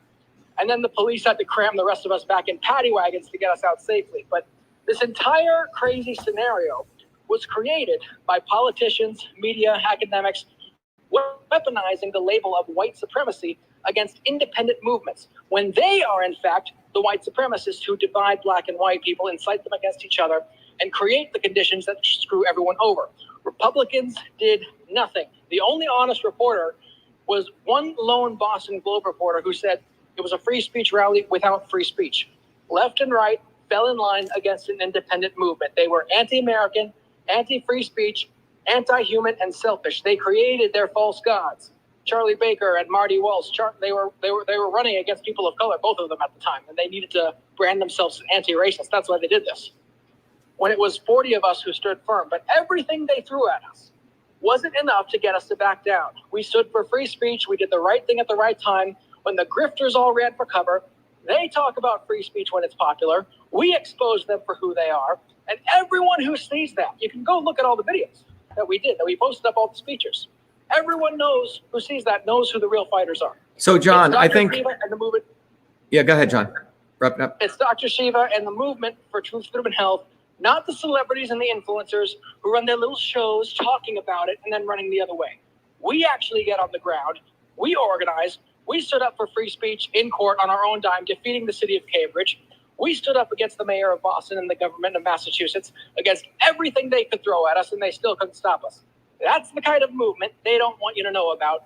A genuine bottoms-up movement, everyday working people, completely independent of left and right, completely independent of their control, their narratives, their talking points, laser focused on creating the conditions for systemic change by raising everyone's consciousness, breaking people away from the false gods and the misleaders of the not-so-obvious establishment, and training working people to create self-organizing, bottoms-up systems for achieving truth, freedom, and health.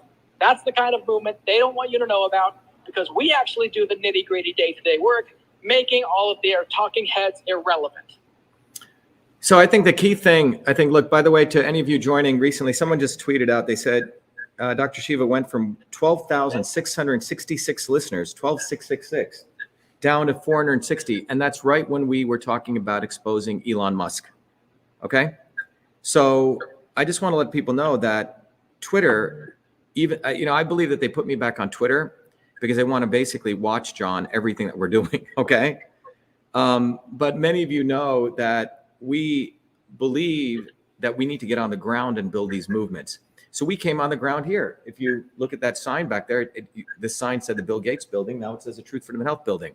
So those of you wondering where Bill Gates is, recognize that he's hiding, because just like him and just like the grifters, Jack Posobiec was nowhere to be found. I mean, the guy is just if you want to put the word in a dictionary, grifter, you should put Jack Posobiec next to it, And that's what most of these people are. They literally make money off grifting every day. They never do anything on the ground. They do not want to support real movements. As John said, they ran to the hills when 40 of us stood for free speech and faced 40,000. Let me, to John's follow-up point and to why we're here, to all of you joining Mew, and let all your friends know that we're continuing the Twitter space. Let all your friends know that whoever Musk and his guys are, they actually shut down our Twitter space right in the middle. We have 12,000 people on here, guys, and we're exposing the left and the right, and we were suddenly shut down on Twitter spaces with 12,000 people on, okay? So that's what Elon Musk is really about. And he'll say, oh, it was a bug, bullshit, okay? Because when they run their Twitter spaces, nothing happens with 12, 13,000 people. Scumbag, okay? Anyway, we want to, thanks, John. Let me continue with our talk tonight. We want to let people know, some people are saying, oh, did you invent email? Well, let me talk to you about, when you look at white supremacy, the face of white supremacy is really people like Bill Gates. And we have to call them, so white people need to call Bill Gates a white supremacist. That's when white supremacy will end, okay? Because the white supremacists actually call people like Bill Gates and the liberal elite call everyday white people like Frank or Jason or me white supremacists. So it's time we call them. And for me, this is very personal. Elon is probably in chat too. Well, if Elon is here, he should talk up and tell us why, if he paid $48 billion, why he can't keep a chat running with 12,000 people and he shut us down. Someone want to tweet at Elon and ask him why that a bottoms up movement, is it dark people? Does Elon hate dark people and working class people? Maybe that's it. Because we're not top down. We're not a bunch of Grant Cardones or a bunch of other people running this Twitter spaces who get to have their spiel and try to sell real estate deals. Says he was going to do an interview with me. The guy disappears. He's a big pussy. Okay. And you can tell him I said that. Grant should come here. But the bottom line is that white supremacy is very serious, because what is white supremacy? The belief that only white people can create anything. All right. And this is very personal, because if you go back to the invention of email, after I invented email, I never spoke about it, never wanted credit. But in 2011, my dear mom was dying of a horrible disease. In a suitcase, she'd saved all the artifacts of the invention of email. And in this suitcase, the editor of Time magazine, 33 years later, finally he was one of the few people who went through all this, and he wrote an article called The Man Who Invented Email. Then it went into the Smithsonian on February 16, 2012. And when it went into the Smithsonian, you would think it would be a great occasion to celebrate the American dream. And what actually happened was a bunch of the newspapers called Gawker Media, called me an asshole, a dick, and put out stuff like this. And I want everyone to see this. It says this curry stain Indian should be hanged. Okay? It says, what a fucking shameless cretin. He should be hanged by his curry stained fingernails as he shouts, "Let me down, Sahib. I mean no harm. Let me down. I will invent you a nice vindaloo." This was the kind of shit that was going out, not in 1950, not in 1940, in 2012, because the facts of my inventing email went into the Smithsonian. And who was behind this? You know who was behind this, ladies and gentlemen? It was people like Bill Gates, the liberal elites, a guy called Thomas Haig, who is a white supremacist. And because he had thought he owns the history of email, he had written, a white dude who looks like a nerd built email, when it didn't even call it email. It was a caveman version of Reddit. It was at best simple text messaging. So when this went into the Smithsonian, these people had these guys unleash hell. And who was behind all of that was a company called Raytheon. Raytheon was using the @ symbol. They had a Madison Avenue ad campaign because the @ symbol was the symbol of a multi-billion-dollar defense company who was making money off cybersecurity, promoting this guy was the inventor of email. When all he did was write 15 minutes of code to add text to the bottom of a file. It was a caveman version of Reddit at best. So when you find it, luckily I did research, and we find out that this guy, David Crocker, who was in 2012 attacking me, saying, oh, no one person could have invented email, when in December of 1977, he'd written a paper saying no attempt is being made to basically create email. He thought it was impossible. So we found this document, and then Noam Chomsky, who used to be in this office upstairs, who is Noam Chomsky? Noam Chomsky is, next to Jesus Christ, is the most cited scholar in the world, okay? So Chomsky came out and he said, look, it's black and white that a 14-year-old boy invented email. However, here's another white supremacist like Bill Gates, Walter Isaacson, and here's Bill Gates's picture right on the front of this. So Walter Isaacson, in the middle of this fabricated controversy on the invention of email, writes a book called The Innovators of the Digital Revolution. Frank, wouldn't you consider email a part of the digital revolution? Yeah. Okay. So Walter Isaacson is the great white man who wrote the book on another great white man called Bill Gates, or not so great man, and Steve Jobs. Okay. Well, in this book, in the middle of the raging controversy, Walter Isaacson writes a book talking about the innovators of the digital revolution. And many people who come to MIT are not part of, we're excluded. So let's look at who Walter Isaacson says. And ladies and gentlemen, I submit to you, these are the pictures in 2014 in the middle of the controversy of who invented email, which was fabricated. That's what the elites do. They fabricate controversies. You see Walter Isaacson write a book, and these are the people he considers innovators of the digital revolution. Email is completely left out of this 1,000-page book. He's an inventor. He's an innovator. He's an innovator. The guy who created the transistor, Shockley. He's the guys who created radar. The guys who created the World Wide Web. And so on. Sergey Brin, Google. And in fact, a white woman's included. Now tell me what is common about all these pictures. They're all white. They're all white people. And I hate to say, and I've been called a white supremacist, so only white people can innovate. That's why behind that sign, it says Bill Gates, and we put up that sign because there's more people who can innovate than white people. I'm sorry. And white people, white working class people actually know this, except the white elites. All right. So this all came out in the middle of this. And he ends his book by putting this other white guy, who was a president of MIT, Vannevar Bush, who's the one who started Raytheon. All right. And by the way, just to let you know, plagiarism runs deep among the grifters, as well as Bill Gates. Bill Gates plagiarized all of DOS. All right. Vannevar Bush, to people who don't know, you can go. No, you can go. Go ahead. And you should know this too. Every MIT student should know. Vannevar Bush is a guy who was a president of MIT, created Raytheon. And it is Raytheon who was the one who said they were the inventors of email. So when my stuff went into the Smithsonian, I had basically put my hand into a hornet's nest because the invention of email was basically stealing money from a $37 billion research company. By the way, the president of Raytheon wrote a book on integrity, and the book was completely plagiarized. Okay? This is how these people are. You can't make this stuff Right. up. You can't make this stuff up. Just like Tucker Carlson and The Intercept will talk about plagiarize our entire lawsuit 2 years later. Right. And the Twitter files is a complete plagiarism. Okay?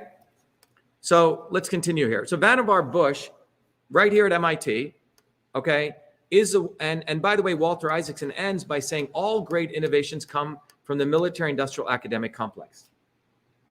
This is white supremacy, right, John? This is a real white supremacy, and only people like Bill Gates are the only ones who can tell you that you should get vaccinated. Only he knows about the immune system. When we invited him, 3 million people invited Bill Gates today, by the way. People want to go to the immune system. Great. Let's go to the immune system. All right. Bottom line is you have to understand that the issue of white supremacy, the real racism, immune system, all these things are interrelated. By the way, this young, that was me when I was 14, doesn't fit into the triangle. And if you go read Wikipedia, people were writing, Dr. Shiva, editors were saying, we try to change and give you credit. And the article on Wikipedia was locked. It became as volatile as the Second Amendment, as well as the abortion. But let me just tell you that, as John said, I have a history of building bottoms-up movement. This was me protesting the war in Iraq in 2007. This is me burning the South African flag when I was an 18, 19-year-old kid, okay, on the steps of MIT. So when all this white supremacy stuff took place against the invention of email, people forgot that I've been an activist most of my life. We built the inventor of email site. We went and sued Gawker Media. And guess what? We won $1 million settlement, and they were forced to take down the 3 defamatory articles, clearly saying that who invented email. So bottom line is, when you really look at racism, to John's point, it is not just, beating up someone like this, which is a racism. The right, by the way, says racism exists. The left says it doesn't exist, right? Or don't use the N-word. Sorry, the right says it doesn't exist. Yeah. The left says, oh, don't use the N-word in support of affirmative action. Then you're not a racist. Right. But both the left and the right like putting people into these little buckets. If you're blonde, this is a real racism. You must be dumb, right? If you're black, you must like to eat watermelon, or you must like to sing and dance. If you're Chinese, you must like to, you must speak like this, or you must be like Bruce Lee. Or if you're white, you must be like Joe Dirt, or you must be a Klansman. Or if you're an Indian, you must be like Apu, or you must like to meditate. This is a real racism. Or if you want to be an inventor, you must look like Bill Gates or stupid Bill Nye. Now, when you look at all of this, and as we go into talking about the pandemic, and the immune system. What is this doing to everyday Americans? What you will find is that right now, if you just look a few years ago, the average American, 40% of Americans don't even have $400 in the bank for emergency expenses, right? And $1,000 in emergency would push many Americans into debt. 70% of Americans have less than $1,000 in savings. During the pandemic, people like Bill Gates, Elon Musk was the biggest winner. But 600 billionaires increased their wealth up to 2.3 trillion. And if you look at these numbers, you can see, okay, Jeff Bezos, Bill Gates, all these guys increased their wealth up to $2.3 trillion. That's what took place during the pandemic. And the average person got screwed. And Trump printed $6 trillion. So think about this. Everyone says, oh, well, you had to print the money. Well, of that $6 trillion, 2.3 trillion went to the elites. And Obama printed $8 trillion, but Trump printed this much in one term. And you have people waiting on lines, right, all over the world. And by the way, it's not only black people are getting screwed, but in Boston, the net worth of a black person is $8. Right within minutes of this building where Bill Gates puts his name up, the net worth of a black person is $8, and that of a white person is $247,000. And white Americans right now, white Americans' wages, which median income used to be $42,000, is dropped down to 22, and blacks and Hispanics, brown and black, have stayed at around $5,000. So if you're in the lower middle class, you got screwed in the pandemic, and these other people did well. Meanwhile, they continue this censorship infrastructure. That's what they continue. Let me bring in another speaker here, Elise Klein. Elise, are you there? Hi. Go ahead, Dr. Elise. Shiva, So, can you hear me? yeah. So, Elise, I think we've talked about what this, the suppression of speech really did. And I think you have observed this. You're a school teacher in New Jersey, right? So go ahead, Elise. Give us, and I know you had a couple of points you wanted to make. Go ahead. Yes, thank you. Dr. Shiva's historic 2020 federal lawsuit reached over 400 million people over 2 years ago.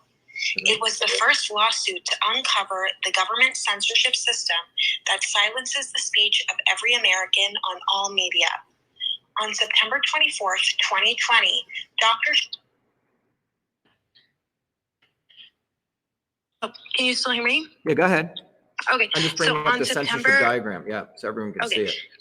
So on September 24th, 2020, Dr. Shiva, a political candidate, was suspended from Twitter after exposing that Senate officials were violating federal law and deleting ballot images.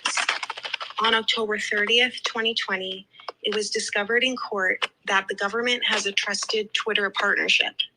Government uses this partnership to contact Twitter and take Dr. Shiva off for exposing the truth. The judge ordered the Secretary of State and NASA to no longer contact Twitter. On February 1st, Dr. Shiva was thrown off for the second time after just 17 minutes after sharing a video about election fraud. In May, Dr. Shiva discovered playbooks that were written by the defendants. These playbooks outline a detailed step-by-step process on how the government will censor Americans. The media intentionally did not cover these major victories because they knew it would have a massive impact for real change. And Tucker Carlson also knew that Dr. Shiva, again, a U.S. state Senate candidate, was censored, but purposely censored this information in the media. Thank you, Dr. Shiva. Yeah, and I think it's really important to understand that when we talk about, we're going to go. I want to talk about the immune system, but I think we have to understand that censorship has been occurring. It's easy for the establishment to censor, but it is the real people who've been censoring this stuff are the grifters. We just got censored, right? Yep. We had 12,000 people on this call. Now we have 600 people. That's censorship. Okay. And I'm sure all the grifters got together and they said, oh my God, Dr. Shiva is attacking all of us, made a few phone calls, and then they had our own Twitter spaces now censored. It just happened in real time. Everyone just saw it and it's documented. But what we want to talk about is that we expose the censorship infrastructure, and the grifters like Tucker Carlson censored it. They concealed it. So it's really important to understand who the real censors are. And when you look at the censorship infrastructure, to Elisa's point, just diagrammatically, you'll see all the people that are involved in this. It's not just DHS, it's all of these people. And you'll see it's Pierre Omidyar owns The Intercept, funded this.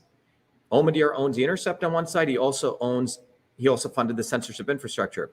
And let me go into really now, because to follow up on Elisa's point, when you really look at this entire process here of this censorship infrastructure, what you realize is that when the news finally comes out, and when the news finally comes out, they're very, very clever. It took them until October of 2020. Is that right, Frank? Yeah. 2022 to finally talk about the news. Limited hangout. The limited hangout. Yeah. So let me bring in Chris Bradley. Chris, if you can talk about how this news came out and the limited hangout. Go ahead, Chris. Chris Bradley? About the portal or the grifters? I think if you want to talk about The Intercept and what took place there. Go ahead. Okay, so who are the grifters, and how do we figure out who is a grifter? You know, many of them are obvious, but far more are not so obvious, as you'll see. So you bought their books, you funded their foundations, donated time, effort, and treasure to their causes. And how is that working out? Have they done anything for you? All they've done is exploit your righteous anger and sit back on a pile of money. To put it simply, a grifter is someone robs you of your most valuable asset, your attention. And so I want to give a firsthand experience of dealing with a grifter. So the day after The Intercept released their bombshell report on government censorship, I was tuned into Timcast, and I sent several super chats to Tim. So he just got done covering this, saying, "Oh my God, this is crazy! What a story here!" So I sent several super chats, subsequently of higher value, until he finally read one out loud and quickly dismissed it with a "huh." That's all you got, Tim Pool? What did you tell him? What did you tell him, Chris? I read. I had him read your lawsuit as it is entered in the record. Dr.SHIVA versus. So I had him read it directly. Twitter, yeah. Yep, and so he just quickly dismissed it. Not. Oh wait, this was uncovered earlier. There's a real journalist would actually want to question and maybe seek you out for comment. No, but instead, this is how a grifter grifts. They trap you they trap your attention and keep you away from real stories and real movements. And so ignoring this lawsuit is playing defense for the deep state. End of story. You have come what you sought to destroy, Tim.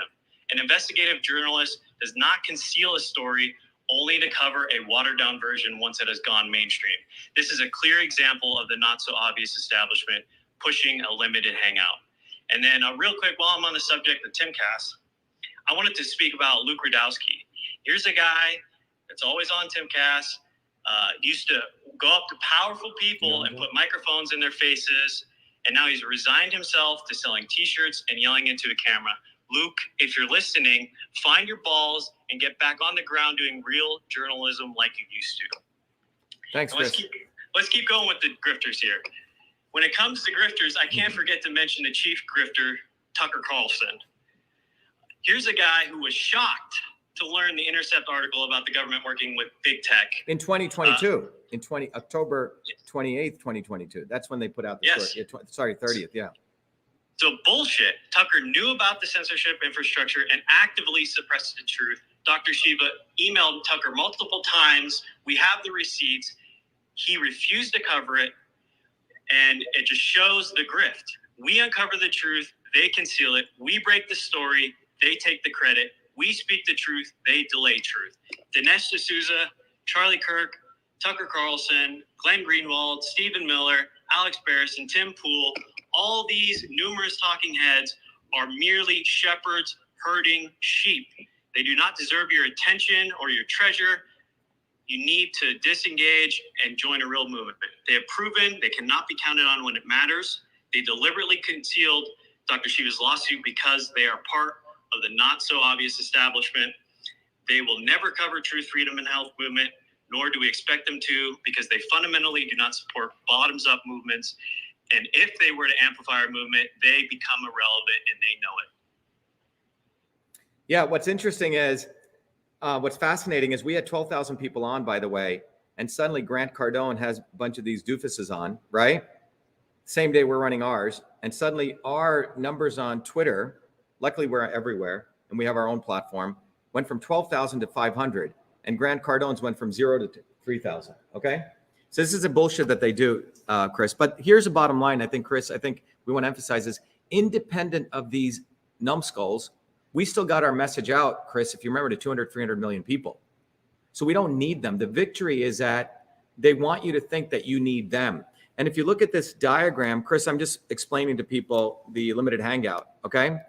What we discovered in October 30th of 2020, we figured out the entire censorship infrastructure of this, which is used to suppress information on their immune system, et cetera, used by the billionaires.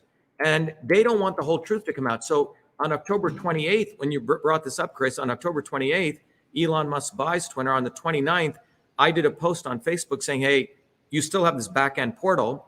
And then the Intercept drops their limited hangout story. So we want to educate people on what they do. First, they conceal and delay. Then they plagiarize. Then they misattribute. Then they prevaricate and manipulate, just like you saw Tim Pool do. He didn't want to discuss it. They hijack the truth. They put out half the truth. And then they amplify this half truth using their proxies. If you follow the timeline, we told the whole truth, mobilized people back in October of 2020. Then in October, literally a year too late, they give a half truth saying, oh my God, DHS leaks. And then Tucker Carlson, Glenn Greenwald, Elon Musk, all these people amplify this half truth. And this is how they suppress the truth. And this is called ignorance. They don't want you to see the whole truth.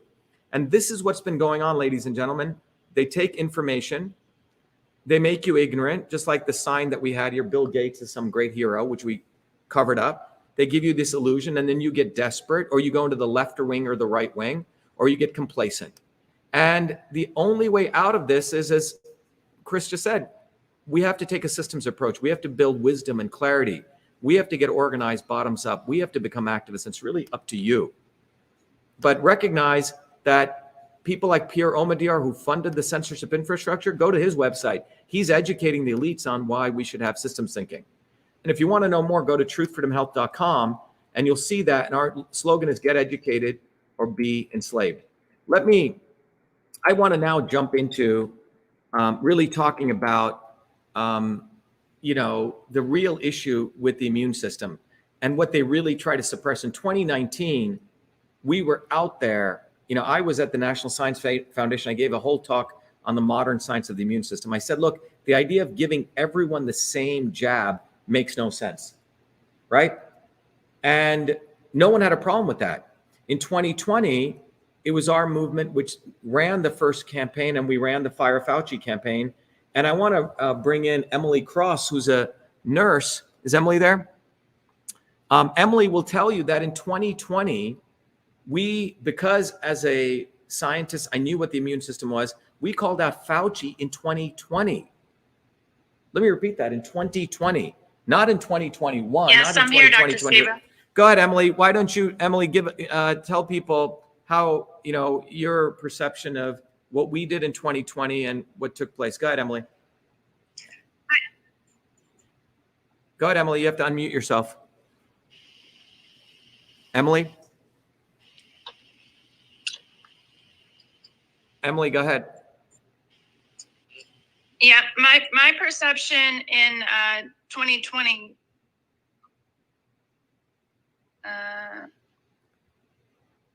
I'm unmuted. Can you hear me? Yeah, we can hear you. Just speak. Go ahead, Emily. We can all hear you. Go ahead. Okay. So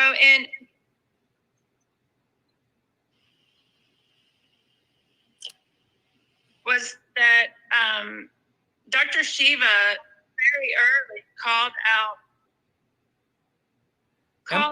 Fauci, and he tweeted that basically.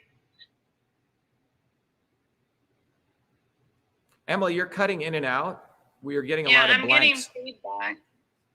Well, you're going in and out. So can you, do you have this on two different, do you have your phone on and Twitter Spaces on?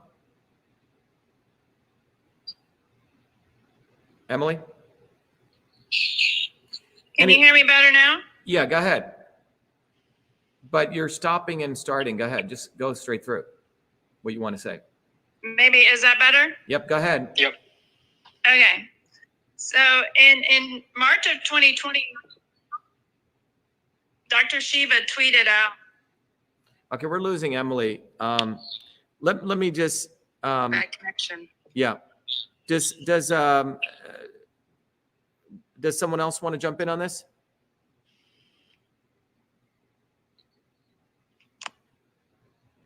Go ahead, Crystal. Yeah, sorry about that. I think that there's a connection issue with her. She's out of the country. So basically, Dr. Shiva, you ran the Fire Fauci campaign. You started the Fire Fauci In 2020. Exactly. Hashtag. Even Trump he tweeted it. He retweeted you when you started that hashtag, and it started to go viral. And then, the Rand Pauls and the Thomas Masseys or whoever, they didn't do anything, they all came way after the fact speaking on him. They waited forever. Well, literally to be specific, they waited about 18 months later after all the damage was done. Yes. Yeah. And they were sending out all kinds of email fundraising campaigns. I'm sure many of the people on here got some of them. Just grifting on it once again, a year and a half later, once all the damage has been done. And, we were the ones organizing all of that way in the beginning. You are the one who collected the 125,000 signatures. I believe Richard's on here right now too, who drove the bus. You guys drove to Washington, D.C. during the lockdown. In the midst of the lockdown, hotels are shut down. There's nowhere to go. You guys slept on the bus, delivered it in the cold. I mean, it's like, where were all these people then? And all this can be looked up. I mean, the timeline of all those videos, all of your tweets back then, they're all there. And if you contrast that with what other people did then, they did nothing. They waited until they watched which way the wind blew, where people already knew it, and then they wanted to come out and speak about it so that they could make money off of it. Because they have the mainstream media, platform to be able to go on and do so. So, and I believe Trump, he retweeted you in March of 2020, and then I think it was Peter Navarro, right? Suggested to Trump to fire Fauci, but Trump never did. He failed to fire Fauci. Instead, Trump bailed out Big Pharma, paying for the one-size-fits-all Band-Aid solution without requiring this risk-benefit analysis on the efficacy or the toxicity. Just Operation Warp Speed, basically, right?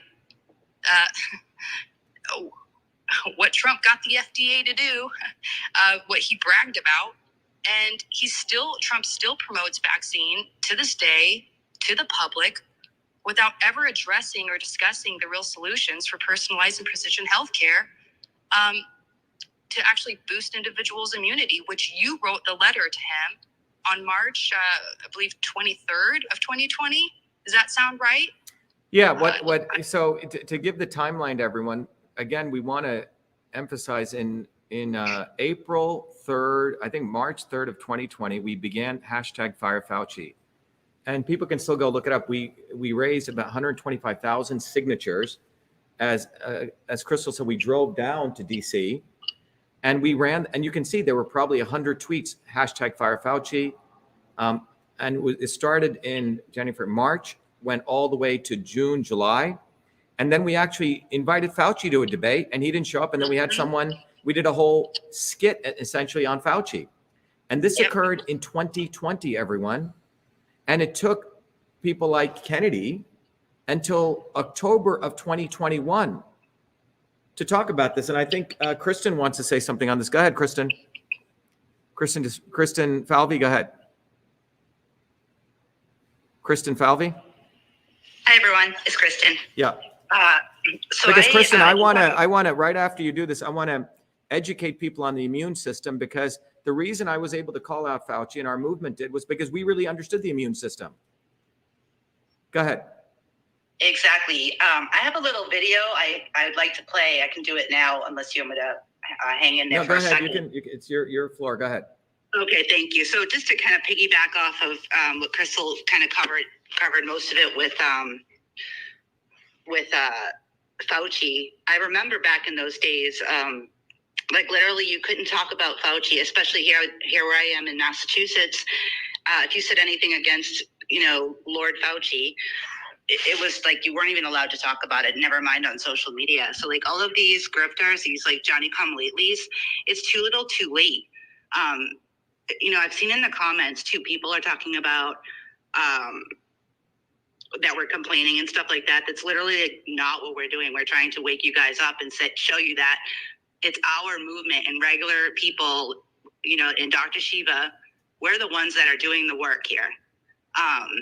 It's not these people. It's not Fauci. It's not Rand Paul. It's not RFK Jr. They come around too little too late. They write their books, So this is going to kind of lead into where I wanted to play my video, because we have RFK Jr. Now, I don't know the man personally. I'm just seeing what I'm observing. You can play the video. Yeah, let me play this video for you guys, because I'm really sick and tired of people thinking this dude's some kind of hero. 1 second. All right, here it comes. Oh, one more second. I got to turn my sound on here. One moment. Kristen's not going to tell you who this video is. Go ahead, play it. Vaccine. Can you hear it? Yeah, go ahead. You got to start it from the beginning. Start out by saying this. Right. Pro-vaccine. Yeah. Wait a second, Kristen, stop. If you want me to, from there. let me play it for you, okay? It's a sound, it's horrible. So Kristen is going to want to play us a video, which we're going to play right here. John, can you come over here and make sure I'm doing this right? We're going to play everyone a video, which is a video that this grifter, Maximus, doesn't want anyone to know, okay? That he actually said. All right, so let me play this video, and you can find it on rfkexposed.com. And here's the video. Here we go. And everyone listen carefully. To all you people want to suck Kennedy off, okay? Listen to this video. Minister Farrakhan has asked me to address the issue of vaccines and African American and vaccine safety. I want to start out by saying this, and I want to say it emphatically. I am pro-vaccine. I have always been furiously pro-vaccine. I had all 6 of my children vaccinated, and I believe that we ought to have policies that encourage full vaccination for all Americans. Let me play that again. Mr. Farrakhan has asked me to address the issue of vaccines and African American and vaccine safety. I want to start out by saying this, and I want to say it emphatically. I am pro-vaccine. I have always been furiously pro-vaccine. I had all 6 of my children vaccinated, and I believe that we ought to have policies that encourage full vaccination for all Americans. Let's do it one more time. Mr. Farrakhan has asked me to address the issue of vaccines and African American and vaccine safety. I want to start out by saying this, and I want to say it emphatically. I am pro-vaccine. I have always been furiously pro-vaccine. I had all 6 of my children vaccinated, and I believe that we ought to have policies that encourage full vaccination for all Americans. Now, it's important that people, it's dumb people don't want to see what people are actually saying. The dumbest people, someone says, I really want to fuck you over. Oh, he doesn't really want to fuck me over. Maybe he's a nice guy. No, they actually do want to fuck you over, okay?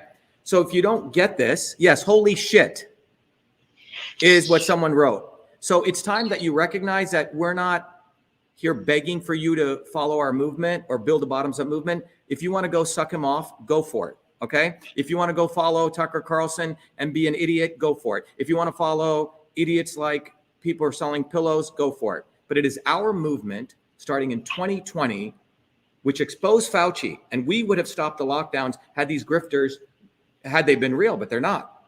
But we did our damage to them anyway because we exposed them. It was our movement that exposed the big tech censorship infrastructure. And as Chris Bradley just talked about, Tim Pool, huh? Well, what is Tim Pool, John? What is he?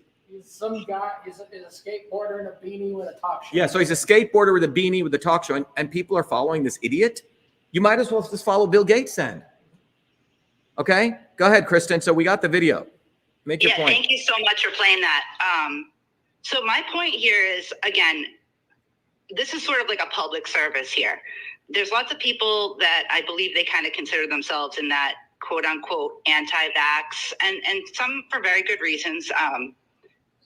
But they've chosen this person, RFK Jr., who's sort of like this establishment created false god that acts like he's fighting for you for this vaccine thing, being like, if you're anti-vax, for example, that's a term that the establishment likes to put us into these pro-anti categories. But as you just heard in the video, somebody who is like this anti-vax hero, fake hero, by the way, is just on the recording telling you he's all about safe vaccines for all people. That's very different than what we're talking about here, saying it's not about one size fits all. Real healthcare is about personal precision medicine. As far as affecting real change for public health policy, we have to look at the modern theory of the immune system and not this ancient, like 100-year-old two-box model of the immune system, not to mention the legal side of it with the 1986 Vaccine Immunity Act. I forget the exact word of what it's called, but my point is that RFK Jr., he's sucking people back into the establishment. I know there are lots of you out there that totally understand what I'm talking about. And if you want the truth, like some of you on here claim to want, then you'll hear what we're saying and you'll hear it as not whining and complaining. You'll understand that what we're telling you is the truth. And if you want to be on the winning side, then you need to fight for yourself and stop giving your eyeballs and your dignity away to people like RFK Jr. Well, one of the things, Chris, I'm showing here is he endorsed Hillary Clinton not only in 2000, not only in 2008, and in 2016, and she says she's a vaccine queen. And then in 2020, he came to Massachusetts and endorsed his nephew, who's for vaccine mandates. So There's nothing to talk about here. You have to be a fucking idiot to follow this guy. It's black and white. It's black and white. And you can't sit there and say he's a nice guy or this or that. Like, these people are not your friends. Do you go over to their house and hang out with them? And they don't care about you. They literally hate you. They're not fighting for you. They want to go and tell you not to fight. They want to go negotiate with the two-party fake system and make money off of lawsuits all day long. Well, guess what? We're still stuck in the same situation. So thanks for letting me speak on this. I just hope people are listening and they get it. Yeah, don't worry about that, Kristen. I think the issue is you've done your job as someone who's raised your consciousness and gotten it, okay? We're not here to whine to people to get you to believe this or not. The bottom line is we need to build a bottoms-up movement. And it is our movement that educated people on the immune system and saved millions of people's lives. Ken, did you want to say anything as a follow-on? Ken Fielding? Go ahead, Ken. Oh, yes, I have a lot to say about RFK Jr. By the way, you can see if you go to RFK. By the way, when I started exposing RFK, we lost about 20% of our followers. This is in 2020. All these women, I think they want to sleep with Robert Kennedy because they think sleeping with a Kennedy is pretty cool or something. Okay. And all the Scarsdale, very wealthy moms who get drunk and drink 10 martinis at night and whose husbands give them a lot of money to play around with. Those are the people, by the way, support RFK.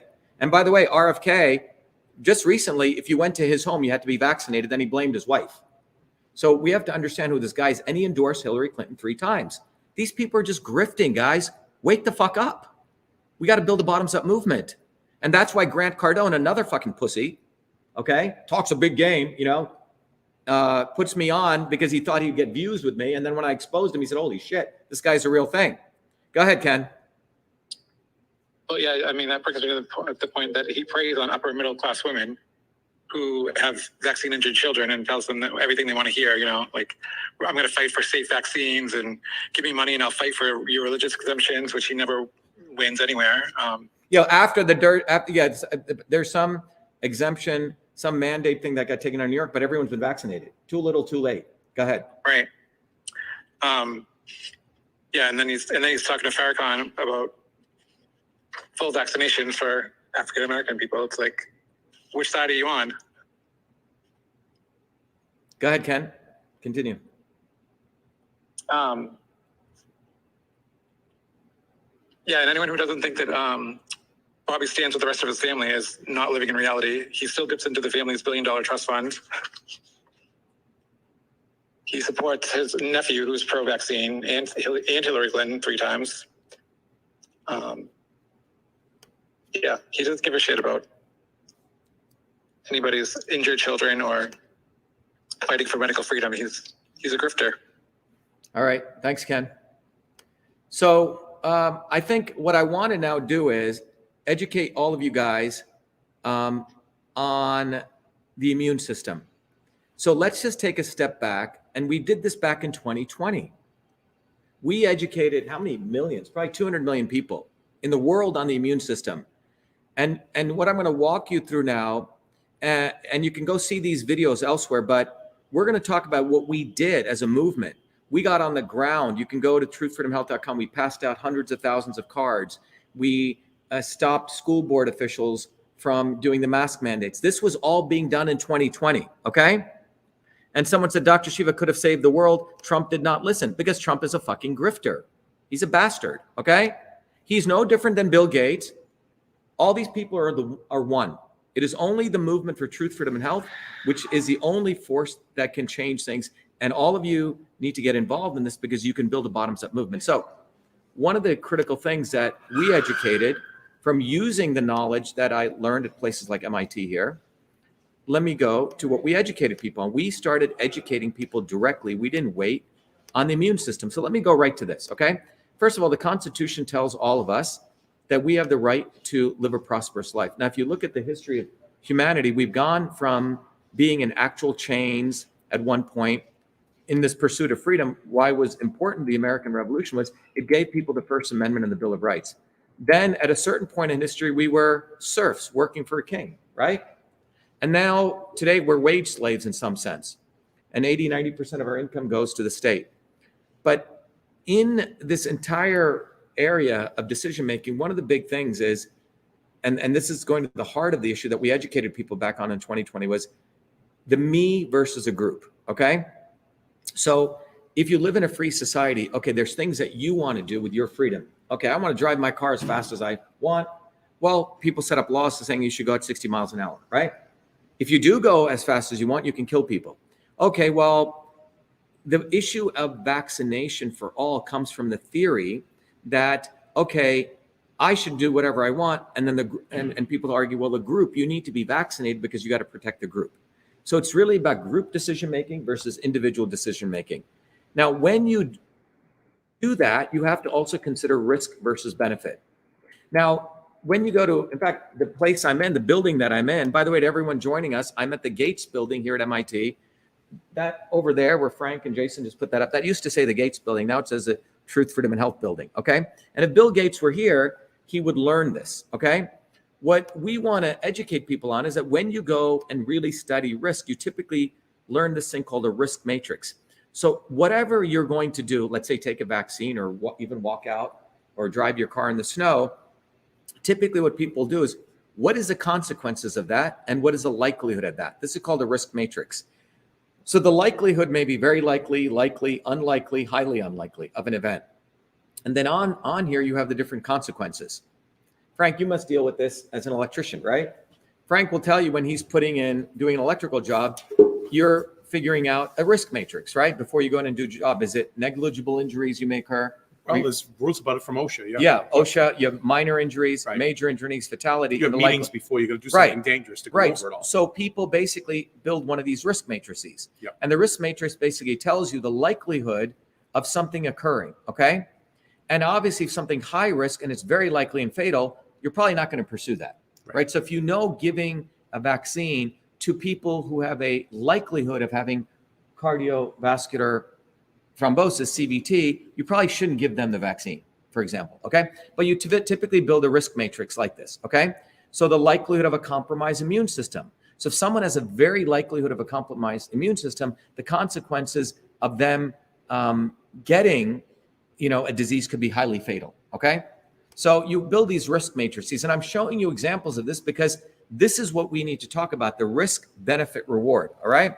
And this was never done when the coronavirus was done. This is why in 2020, we called out Fauci. We didn't wait until 2021 to write the real Anthony Fauci, right? That's what fucking guy Kennedy did. And Robert Malone talking about Kennedy or talking about Fauci 16 years later.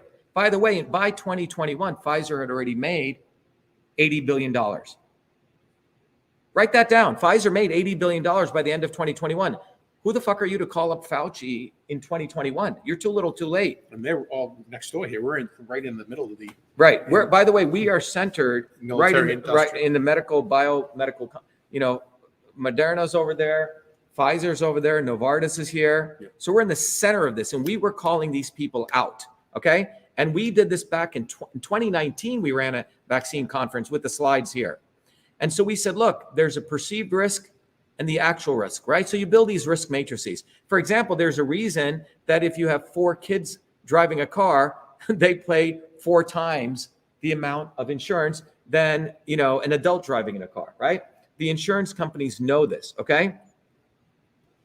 What do you want me to do, John? Please tweet at Elon Musk. What do you want me to say? No. That's Chris sending that.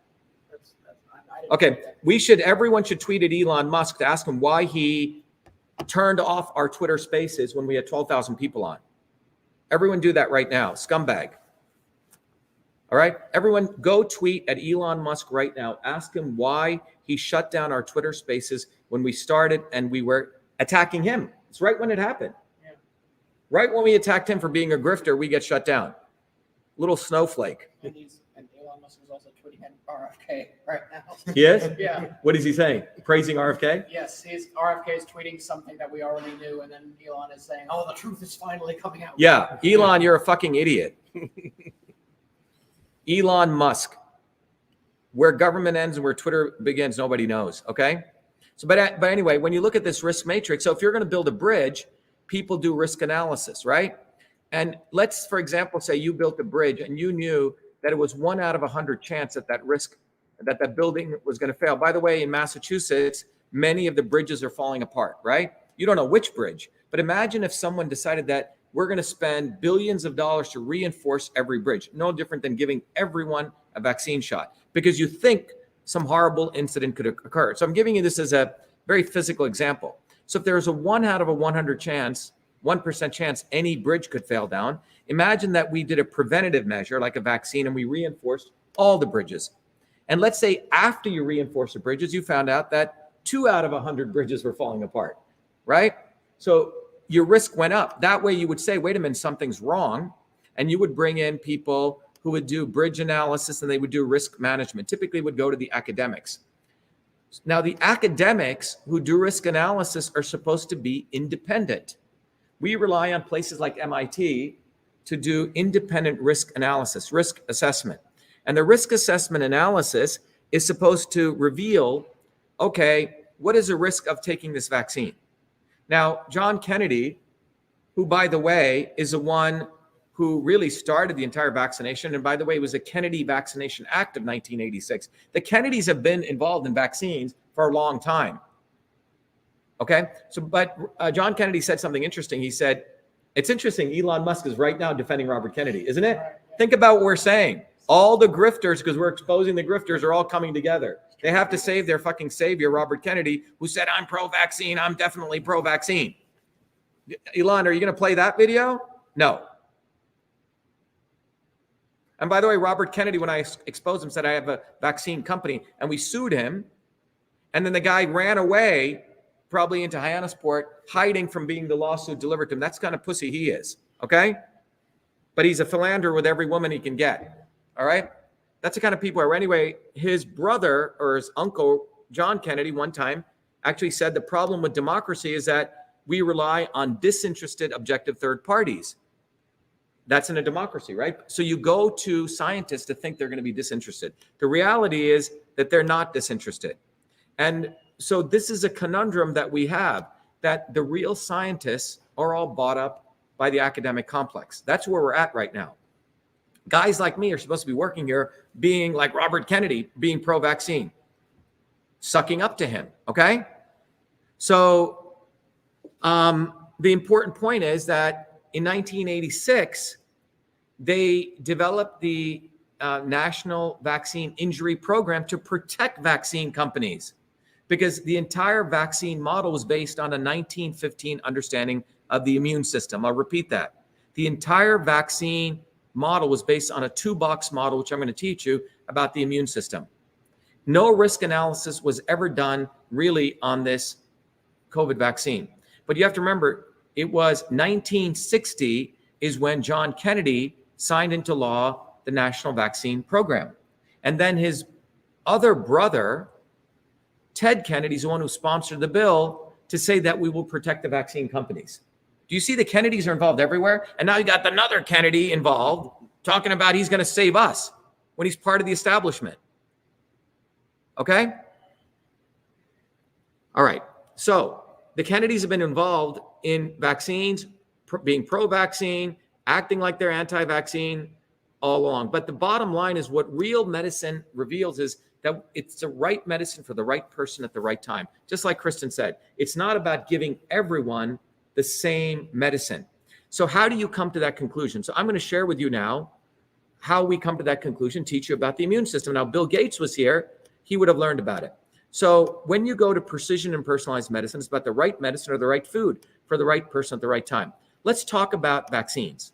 Let's talk about the origin of vaccines. Well, as John said, we talked about white supremacy. The Chinese, the Indians, the blacks, the Africans, all the brown and yellow people knew that if someone like Frank has a virus, you would get the entire virus sputum, or you would actually want Frank to sneeze on you sooner than later. Oh, okay. If someone had the chickenpox virus, you would go to people's home and you would get the chickenpox. You had measles parties. Okay, you may not remember this.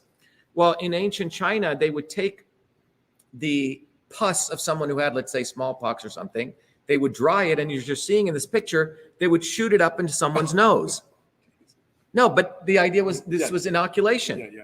Okay, everyone see this? So they would literally shoot up the entire germ into someone else. They didn't create a deadened version. They didn't create the mRNA version. They gave everyone. It was a way of, quote unquote, vaccinating people. Right. So people have known throughout time that it's important to get exposed to the disease long before, because then you can save time. You get it, your immune system gets stronger. Now, this is based on one understanding that your immune system is strong. If your immune system is strong, you get exposed, you get stronger, and you move on. This is why young kids, it's important to expose them to a lot of things at a young age. Play in the dirt. Yeah. Model. Drink So from the hose. people used to expose things. So here's an example of what was done in China, for example, as you're seeing in this diagram, where they used to literally shoot it up right up the person's nose, because the nasal cavity is where you can get the most thing. Now here's a great paper. Again, we talked about this in 2019. I talked about this. The African who should get the Nobel Prize, but he won't because of white supremacy.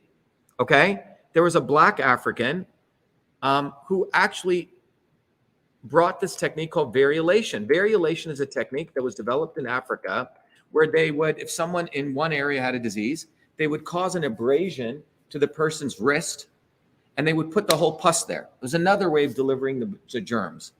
Okay? Well, when the Revolutionary War was taking place, there was concern that the British were going to give the American soldiers smallpox. So they used this black African's technique, and Washington, quote unquote, inoculated all the soldiers. And that's why you could argue won the war. But it was a black African who saved, someone's asking white supremacy. Yeah, there is something called white supremacy, Michael, but the real white supremacists are Bill Gates. So use that term. White people, please start using that term. Okay?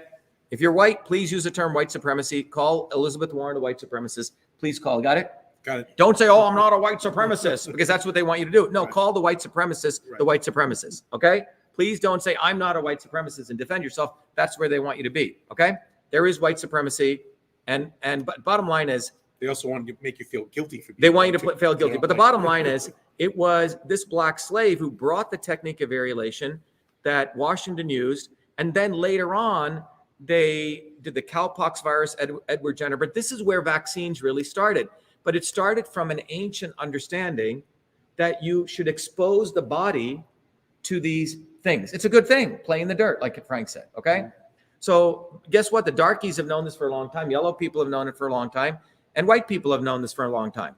But the white supremacists, what they did was they wanted to create a vaccine, which was a deadened version of the virus, and to expose you to it based on a 1915 model of the immune system. So let's talk about the immune system.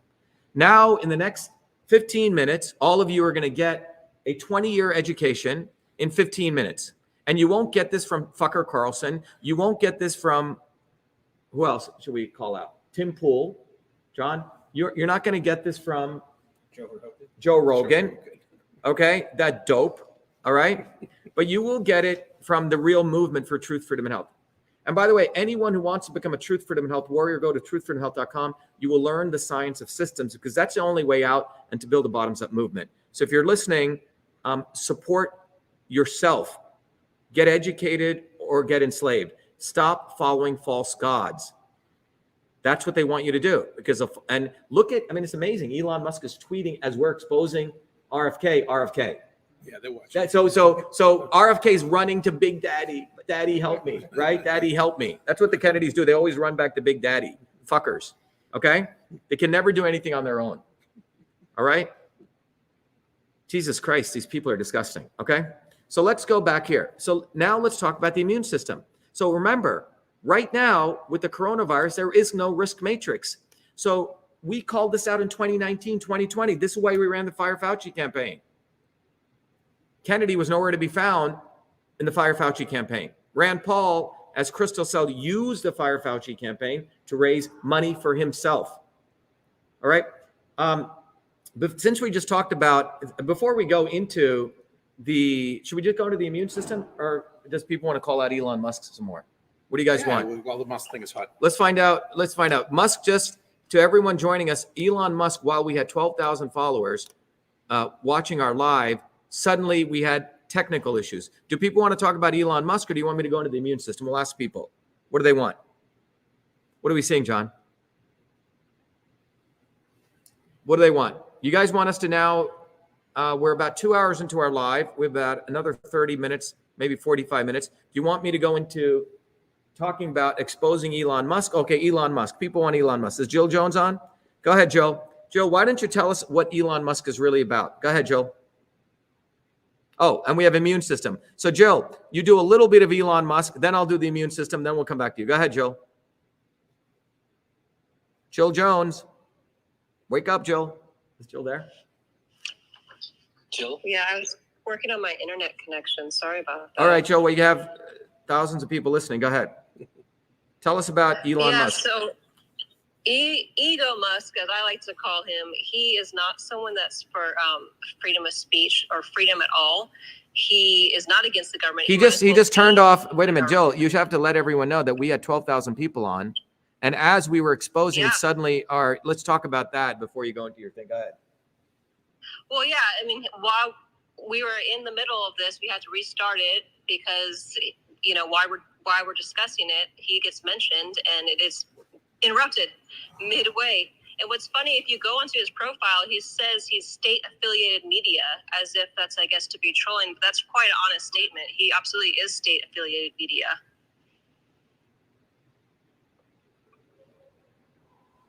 Elon Musk cares about Elon Musk. Go ahead. Jill, do you want to say anything more? You want me to continue with the immune system? I have lots more I can say about Elon Musk, but if you want to bring it back in later on. Yeah, we'll bring it back in. Let me continue with the immune system. We have a lot of people talking about, by the way, the bottom line is the censorship infrastructure that we discovered, our movement discovered in 2020, no one wants to talk about it. Fucker Carlson doesn't talk about it. Tim Pool doesn't talk about it. And it's still alive. Elon Musk won't talk about it. RFK Jr. won't talk about it. None of these bastards will talk about it. None of the grifters will talk about it. But to everyone listening The government has a backdoor portal to Twitter. It is still up and alive. And what they're going to do is they're waiting for Lindsey Graham and Elizabeth Warren to pass a law where they're going to legalize it. And then Elon Musk can say, oh, I'm just following the law. So again, listen to what we're saying. And Sean Hannity too, another scumbag, okay?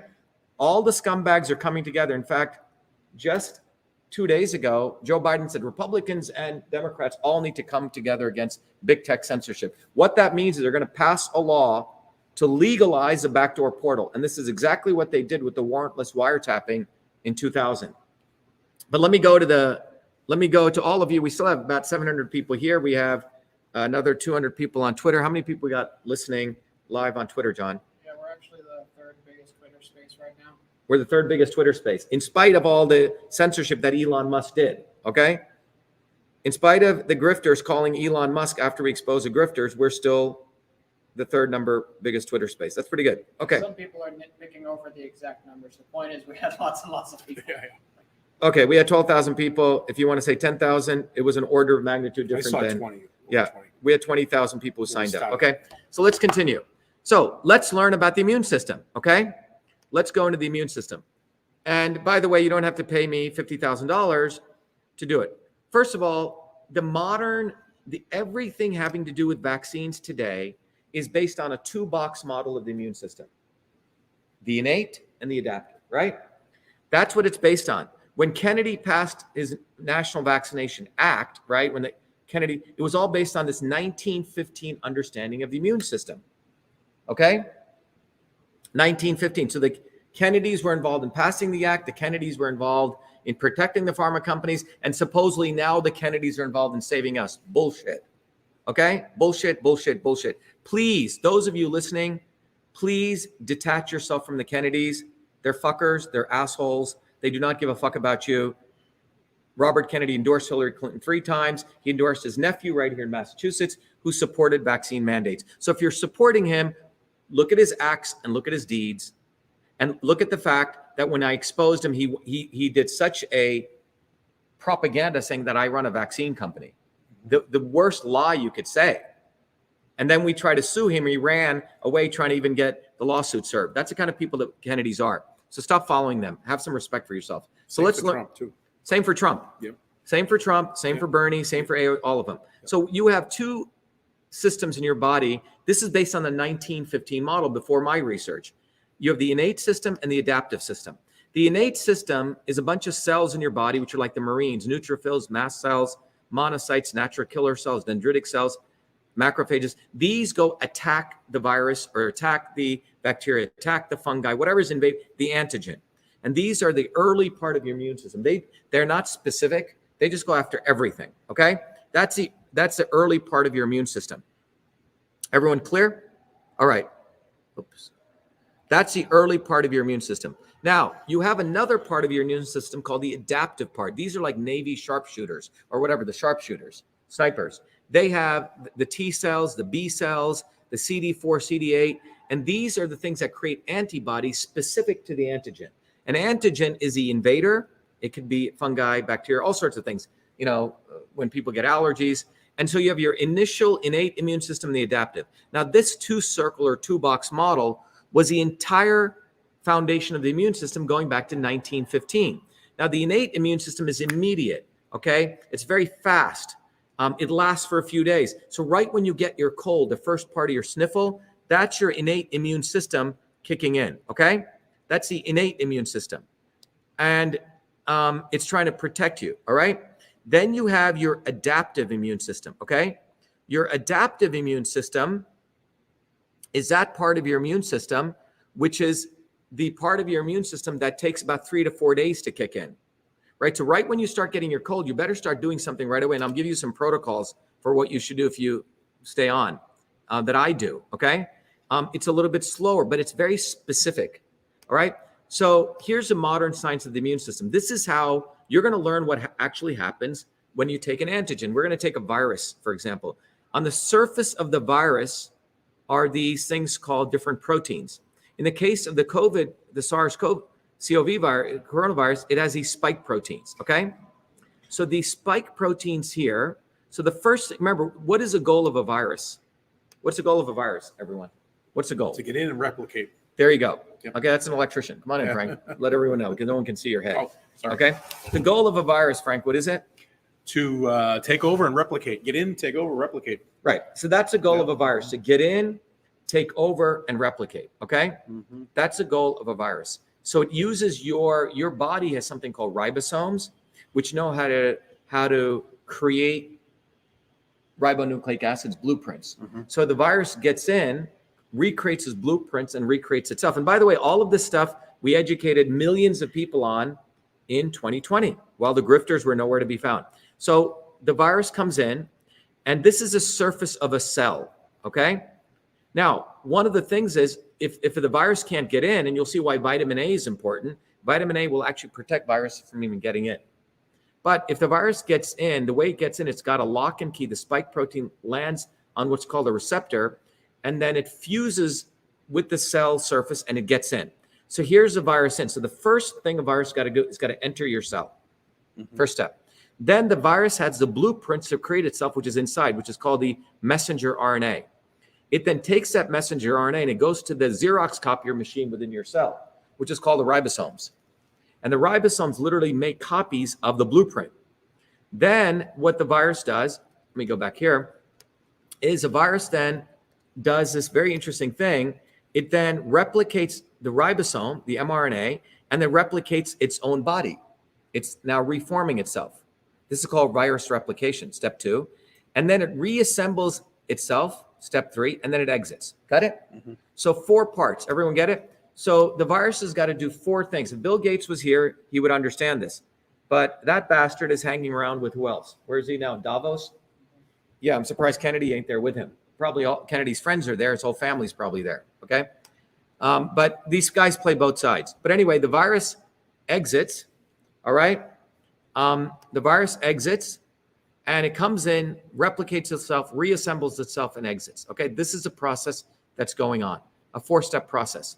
Now, there are various things you could do to stop this virus. First of all, you can use various antivirals. You can stop the virus from even coming in. Vitamin A does that. You can stop the virus from replicating. Zinc does that. Okay. You can stop the virus reassembly. You can actually blow up the virus before it even comes in. Vitamin D does that through cathelicidin and antimicrobial proteins. But everyone see this? There are multiple ways of blowing up the virus. And again, in 2020, when we were exposing Fauci, we were teaching people also how to protect themselves. Rand Paul was nowhere. Joe Rogan was nowhere. Joe Rogan was a big pro-vaxxer, right? Remember, all these people were quiet or promoting vaccines. That's what they were doing. And then in 2021, after Pfizer made all their money, suddenly they said, okay, Rogan, in 2022, you say, okay, Kennedy, you now write a book. Okay, let's all act like we're part of the crowd. Okay. Fauci's on his way out the door. Fauci's on his way out the door. Then Elon fucking Musk says, oh my God, I'm going to, what did he say? I'm going to use a pronoun for him. Persecute, John? Persecute or something, right? If you can find that, John, what he said. John? Can you find what Musk said? Yeah, no, he just said prosecute Fauci. You know, he said something with a pronoun, okay? So he was trying to be smart. Elon Musk is always trying to be smart, but he is part of the establishment. He's part of the government, all right? Elon Musk makes all of his money from SpaceX, and we'll talk more about that. But the bottom line is we were educating people on this in 2020, everyone, not in 2021, not in 2022, not in 2023, but in 2020, okay?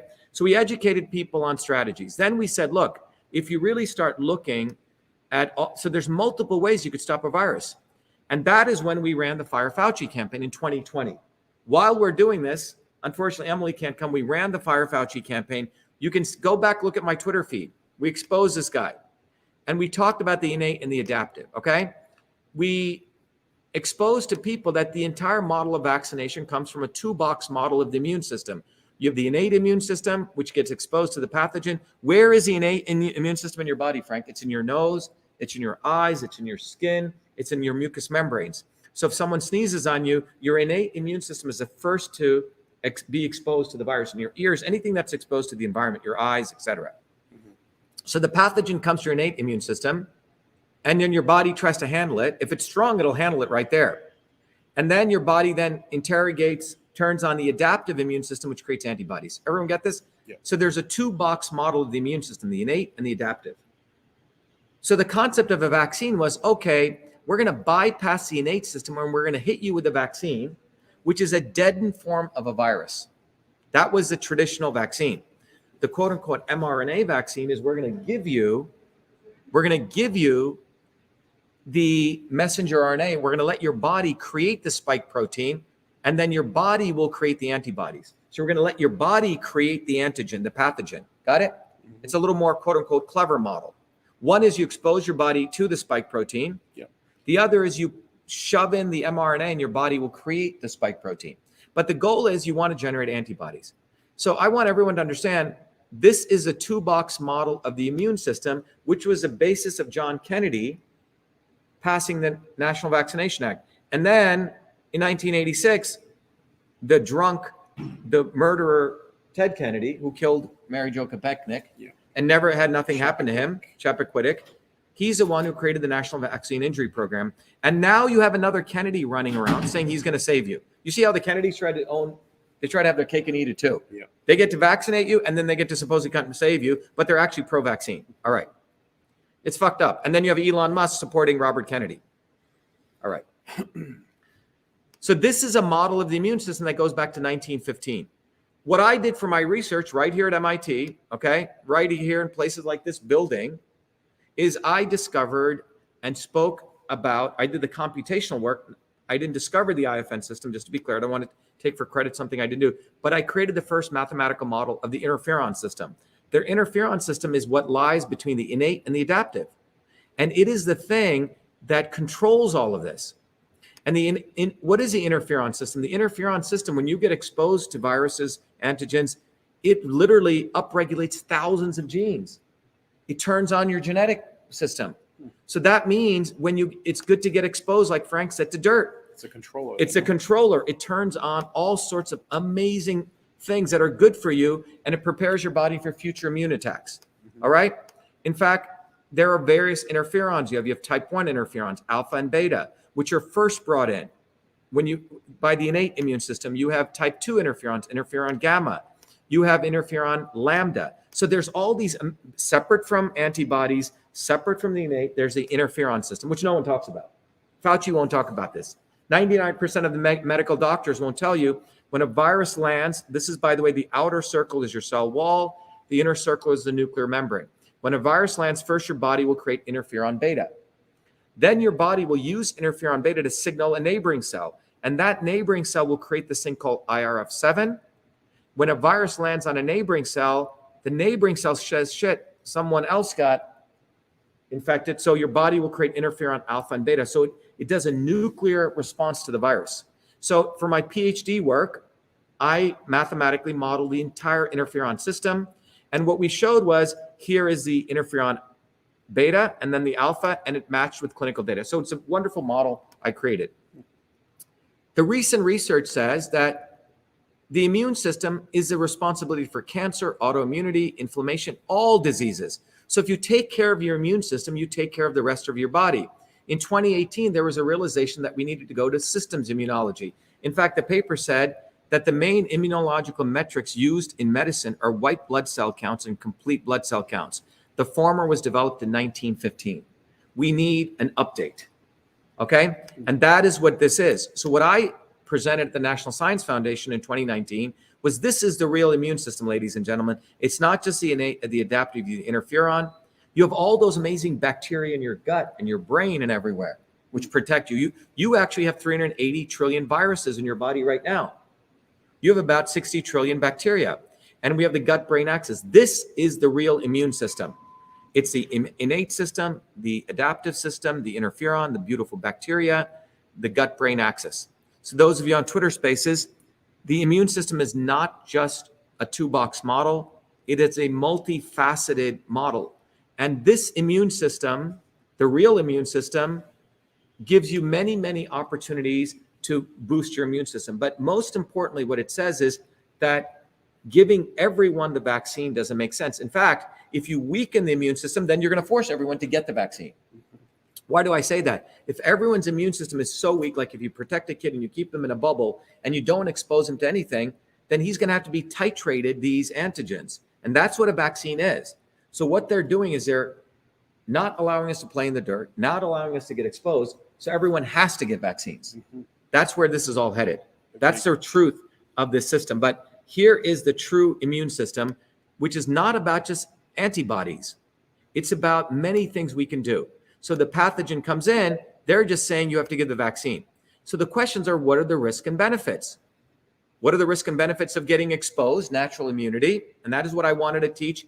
So to everyone joining in late, today's talk, we're here at the Gates building, which we've overtaken as a Truth, Freedom, and Health building. This is a $200 million building. I wanted to have a talk with Bill Gates today, teaching him about natural immunity versus vaccination.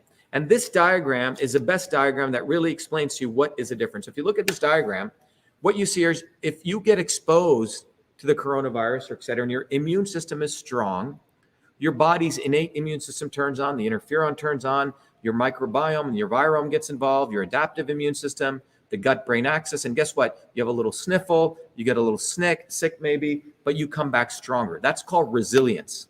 The goal of health is resilience. And maybe Bill Gates, if he were here, because I'm sure he's not a resilient human being, he looks pretty weak. Yeah. Many of these nerds that you find out can't throw a baseball, they don't play sports. I don't think Elon Musk can probably throw a baseball or play anything. But they talk a big game. You know, I'd really like to see if Elon Musk or Bill Gates can even catch a ball. Challenge him. I challenge right now Elon Musk and Bill Gates to catch, okay? Let me throw him a fastball. I used to be a pitcher. Let's see if they can catch one. Let's see if they can, kick a soccer ball. These people are complete, whatever they are. Okay, but anyway, this diagram is really the discourse for the day. And everyone, you can please tweet right now, or please ask Elon Musk to join this. Or, by the way, Elon Musk and Robert Kennedy, you go to a restaurant in Malibu called Nobu, and all of these people hang out at the same restaurant. When I was in Hollywood, Nobu was a place to be. All the grifters and all the Kennedys all go to that restaurant, and they all hang out there, okay? It is where all the grifters suck up to each other, and then they act like they're against each other, but they're all one at Nobu. N-O-B-U, Robert Kennedy, Elon Musk, all of them hang out there, all right? So natural immunity. So the question is, if you get exposed to the pathogen, versus, remember, a vaccine is just upregulating those antibodies, okay? Yeah, someone just said, Elon Musk joined this chat, be a real man. Yeah, but Elon Musk ain't a real man. He's totally aligned with Greta Thunberg and AOC, by the way, carbon tax, okay? But you will see when you get a vaccine, what is a vaccine doing? Upregulating antibodies. But when you get exposed to the entire virus, if your body has a strong immune system, everything turns on. This is why they have to keep giving boosters, because the interferon system ain't really fully turning on. Your microbiome ain't turning on. You guys all understand this? John, everyone getting this? Yep. Is everyone getting this? Everyone getting this, okay? It's kind of like somebody that doesn't exercise, you just shoot them up with steroids Right. or something. Exactly. Frank, you nailed it. This is no different. Frank, just repeat what you said into the. Oh, yeah. Okay. So this kind of is like if somebody doesn't exercise and build muscle, then you just, want to shoot up with steroids and look good, but you're not, Right. And you're they're not really strong. Your balls shrink and you basically can't get it up. Right. And you basically die at 50. Okay. But you have big muscles. But getting exposed to these viruses is no different than breaking it down, lift some weights, Right. break down the muscle, let it build back up. It's called resilience. Yeah, It is exactly the perfect thing. Right. When you go into the weight room and you lift, you're sore. Yeah. You don't run away like, oh my God, I'm hurting. Right. You get back in, you do it again and again, and you get strong. Yeah. All these mothers not helping their kids playing dirt. Right. They get allergies. They get all this Drink stuff. from the God knows. Right. So that's what's going on. Okay. So maybe we should, by the way, let me play again. This is what Robert Kennedy said. Once again, I have to play this again because everyone, if anyone has any questions about this. You get the musical version? No, we don't. But let me play this again just because. So we've just learned. So this is who is the real Robert Kennedy. Let's go back to the guy, the man, okay, who's a bullshitter, Maximus. Okay, here we go, talking about his positions on vaccination. Okay, let's play this again. Here we go.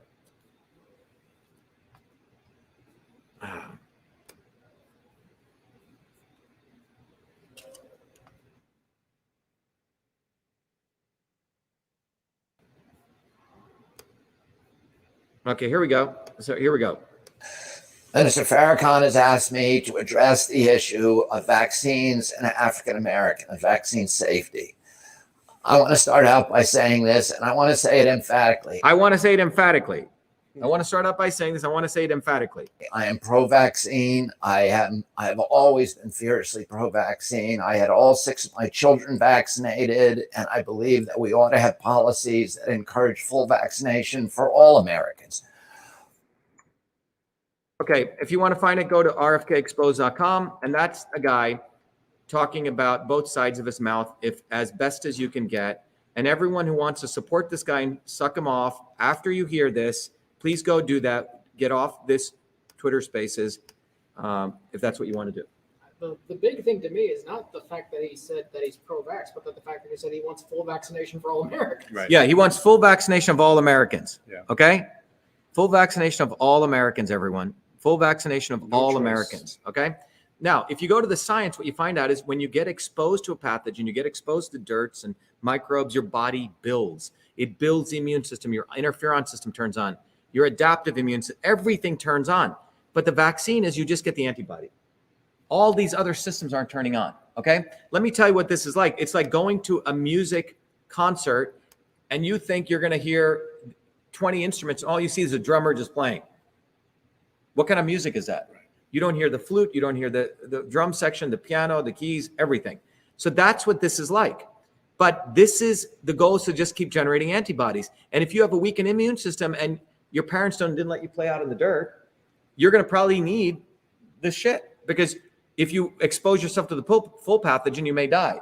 And this is why we came out with our protocol that we talked about, which Zelenko, by the way, stole. Okay. So the research questions that are out there is, this is what we need. This is what, if Bill Gates were here, I would ask him, what is the role of vaccination in the context of personalized medicine? How well are we really addressing the health of the public with one size fits all approach that doesn't fully acknowledge complex systems, right? What is the role of information theory and technology in personalized healthcare? Where should the locus of control for healthcare be? Decentralized or centralized? Right now, we're saying we all should go to the government and everyone should be vaccinated, versus you having a personal relationship with your doctor about your immune system, you figuring it out. The other research questions are, can healthcare be fully predictive? We're dealing with biological systems that are infinitely complex, right? Or should we not be aiming for resilience in health? And when we go from the paradigm of win-lose dynamics in research to paradigm like cytosolve, what changes? And do vaccines bypass and short circuit the interferon system? So these are some very, very important research questions we must ask, okay? That decentralized versus centralized is a common theme amongst almost everything that you talk about. Right. Yeah. It's everything, Frank just regardless of health. Everything that we talk about comes down to that. Yeah. All right. Let me take a few questions from people on the, people have any questions on the immune system. So we're going to give people about a minute to any question. I'm just going to choose some people randomly about the immune system. Who has a question about the immune system? Raise your hand. Anything about the immune system? Anyone have a question? So Baba has a question. Go ahead, Baba. What's your question about the immune system? Where did Baba go? Thank you, doctor. Yeah, what is your question about the immune system? Thank you. My background is biological science, so it's quite easy for me to understand, and I thank you for that. Excellent. All right. Number two. Yep. My only question is very simple. When this was so rampant, and the medical fraternity around the world, be it Hong Kong or Mumbai or Bangalore or Paris or Toronto, why the autopsies weren't done? Why the autopsies weren't done? Yeah, well, you can answer your own question. Why? So who stopped it, and who is that responsible for not doing it? Because there might be thousands of doctors like you who practice self-consciousness, Yeah, so let me, by the way, let me just, thank you very much for your question. Suresh, if you can mute the person, okay? Yep. You don't have to throw them, just mute them. But let me answer that question. By the way, I don't know if people know the death certificate is one of the most fraudulent documents on the planet. Does everyone know that? The death certificate, to answer your question, is one of the most fraudulent documents in the world. Okay, you pay a doctor enough, you pay the autopsy people, you pay the government, they can make up whatever death certificate. In fact, in the United States, to answer your question, hospitals were getting $13,000 per each COVID patient. And if you put someone on a ventilator, they were getting $75,000. So hospitals were printing money during this era. All right. That's what was going on. So let me finish up the health presentation by just, because we have a couple of other things that we want to cover, and I'll come back to this so we can talk more about this. But the bottom line is that there are many, many things that can affect your health. Okay. And we've just talked about these research questions, right? I hope now everyone understands the reason Bill Gates didn't want to understand this, because he would have had to deal with the fact that the immune system is a very complex system. And when you deal with the immune system, you see there are many, many alternatives to immunization. Okay. So let me go here, and I want to share a couple of interesting things that we also talked about in 2020 that will also help you guys today even. So first of all, there are epigenetic factors. So if you look at the immune system, you have an input coming into it, and you have an output. That's what a system is.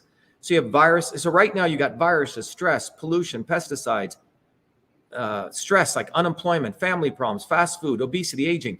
These are all inputs into your immune system. If you're obese, that's an input into your immune system. If you're taking fast foods, if you're getting older, and the output can be varies. If your immune system is strong and you have a strong immune system, guess what you'll get? You'll get a healthy response. If your immune system is weak, which means your body can take this, even a certain amount of pollution, your body can handle it. It can clear it, okay? It's all about how much, okay? And if your immune system is weakened, you're going to get heart disease, diabetes, kidney failure, Alzheimer's, insomnia, depression, anxiety, all sorts of stuff can occur. So the common sense of it all is the immune system is supported by social interactions. We locked up people. That hurt people. It got people depressed. Exercise and work. You support the microbiome, sleep, clean air, clean food. One of the discussions we gave in 2020 was loneliness as a molecule. A lot of research has been done that when people are isolated, as occurred in the lockdowns, as Fauci did, as Trump supported, as Republicans and Democrats both supported, what we talked about here is what you're seeing here is an actual research paper that shows when people are isolated, be it primates, humans, or people, that the body will actually, your genes will actually start turning on inflammatory markers. Your body will create inflammation when if you take a human being that's put alone and lonely and locked down, they will actually create inflammatory markers. In fact, the research paper showed that is in fact greater than even obesity, smoking, and high blood pressure. Putting people alone, let me repeat that, is worse than obesity, smoking, and high blood pressure. You're better off letting people hang out. I'm not saying people should go smoke and eat all they want and get high blood pressure, but putting people in isolation, and Fauci knew this. We're the ones who talked about this. Okay? And this is why the reason most people live long is because of what? Social connections. The number one reason people live long is of social connections. The number one people live long is because of some type of local wine that they drink, which supports the microbiome. And the number one people live long, third reason, is because of exercise. But when you isolated people, when people have a chance to connect with people, 50% chance of longevity, 50% increase. You strengthen the immune system. Your genes impacted by the loneliness code disappear. One of the things we've created is we created a tool called Your Body, Your System, which helps people figure out how the body is a system and how it works for you. As a part of this, back in 2020, we talked about garlic and ginger and green tea and turmeric, vitamin D, vitamin A, glutathione, and quercetin and zinc. In 2020, and I'm not going to go through this right now, but we talked about garlic's effect on the immune system. And I went through all the mechanistic pathways. We educated people. We talked about the importance of green tea, the catechins, how they stop the cytokine storm, which are like shock absorbers to the immune system. When we did this in the middle of the pandemic, we talked about the effects of ginger as an anti-inflammatory. how ginger modulates the COX-2 pathways, how ginger is an antifungal and antibacterial. We talked about how turmeric is very powerful for supporting and modulating the cytokine storm. We went into curcumin. We told people how much they should take. We educated lots and lots of people on curcumin. One of the big videos we did in 2020, without Tucker Carlson's help, without Fauci's help, was we did a video that went out, I think, to 100 million people on vitamin D3. The reason vitamin D3, the reason sunlight is important is your body takes the sunlight and creates vitamin D3, which upregulates a very specific protein called cathelicidin antimicrobial proteins. What are these proteins? These proteins have existed for billions of years. These proteins literally blow up the cell walls of bacteria, viruses, and fungi. Let me repeat that again. Vitamin D3, by the way, it's not a vitamin, it's a hormone. It actually will upregulate these proteins called CAMPs, C-A-M-P-S, which blow up the cell walls of viruses. We tell people to stay indoors, right? And if you're a black person and by the way, this is why Bill Gates, that's why we've covered up the sign here, is a white supremacist. Elizabeth Warren's a white supremacist, is because they told people to get locked down and get vaccinated. If you're dark like me, I need 15 times more sunlight than you do, okay? He only needs to get out in the sun 15 minutes. I need to get out in the sun at least for 2 hours to get the same vitamin D3 to protect me. So all these dark people were told to be locked down, all right? Think about the racism in that, all right? Think about the racism I'm talking about. The real white supremacists are there. We talked about vitamin A. Vitamin A protects your cell walls, so the viruses sort of bounce off. Glutathione, an amazing nutrient which supports, the cytokine storm. And we also talked about things like quercetin and zinc. By the way, we put a whole protocol together. All of this, we did videos. We talked about zinc. And then before I go to this, let me just explain to everyone that all of this in March of 2020, all right, in March of 2020, here it is for the world to see once again. And this is the crime that the Kennedys did, the Tucker Carlsons did. We sent a letter to Trump. Look at this letter, everyone. When it is written, Frank? March 23rd, 2020. It is a letter to Trump. And I'm going to read the letter to everyone. We sent this out March 23rd. We said this, Dear President Trump, from Dr.SHIVA Adre. Subject, immune health and economic health for America. This is being written in March 23rd of 2020. And after every one of you listening to this letter, if you still want to support Trump, if you still want to support Fauci, if you still want to support Gates, and you still want to follow these grifters, please stop following me. Please, I don't want to be followed by you, okay? This is a letter I wrote to Trump in March 23rd of 2020. It's a dear, let me see if everyone can see this first of all. Okay. Blow it up a little. Let me share what we shared. This is a letter I wrote to Trump, and I know it got delivered because Marla Maples delivered it to him by hand. Okay? This is what the letter says. March 23rd, 2020. Write it down, guys. March 23rd, 2020. Donald J. Trump went right to the White House. It said, Dear Mr. President. And in fact, I did a video interview with Marla Maples. And she said, Tiffany loves you. We all support you. And they delivered this letter to Trump. And in fact, Trump's White House called me back, but they didn't follow anything. The letter says, this letter provides your administration a solution to restore the immune and economic health of the American people. This solution can be executed immediately in a low risk and cost-effective manner.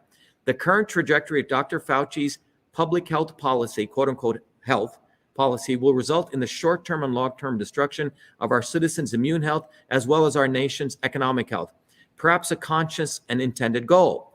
Dr. Fauci's policy at best is based on a 1950s outdated one-size-fits-all non-personalized approach to medicine, which is what I just shared with you. Okay, the old model of approach to medicine and public health, and at worst is derived from fake science understanding of the immune system, one which Fauci over 5 decades has perpetuated and exploited to build his career. There is no need, then this is coming from an MIT, one of the leading guys in the immune system, me. I said there is no need to shut down our entire country. Again, March of 2020. There is no need, and no one said it this strongly.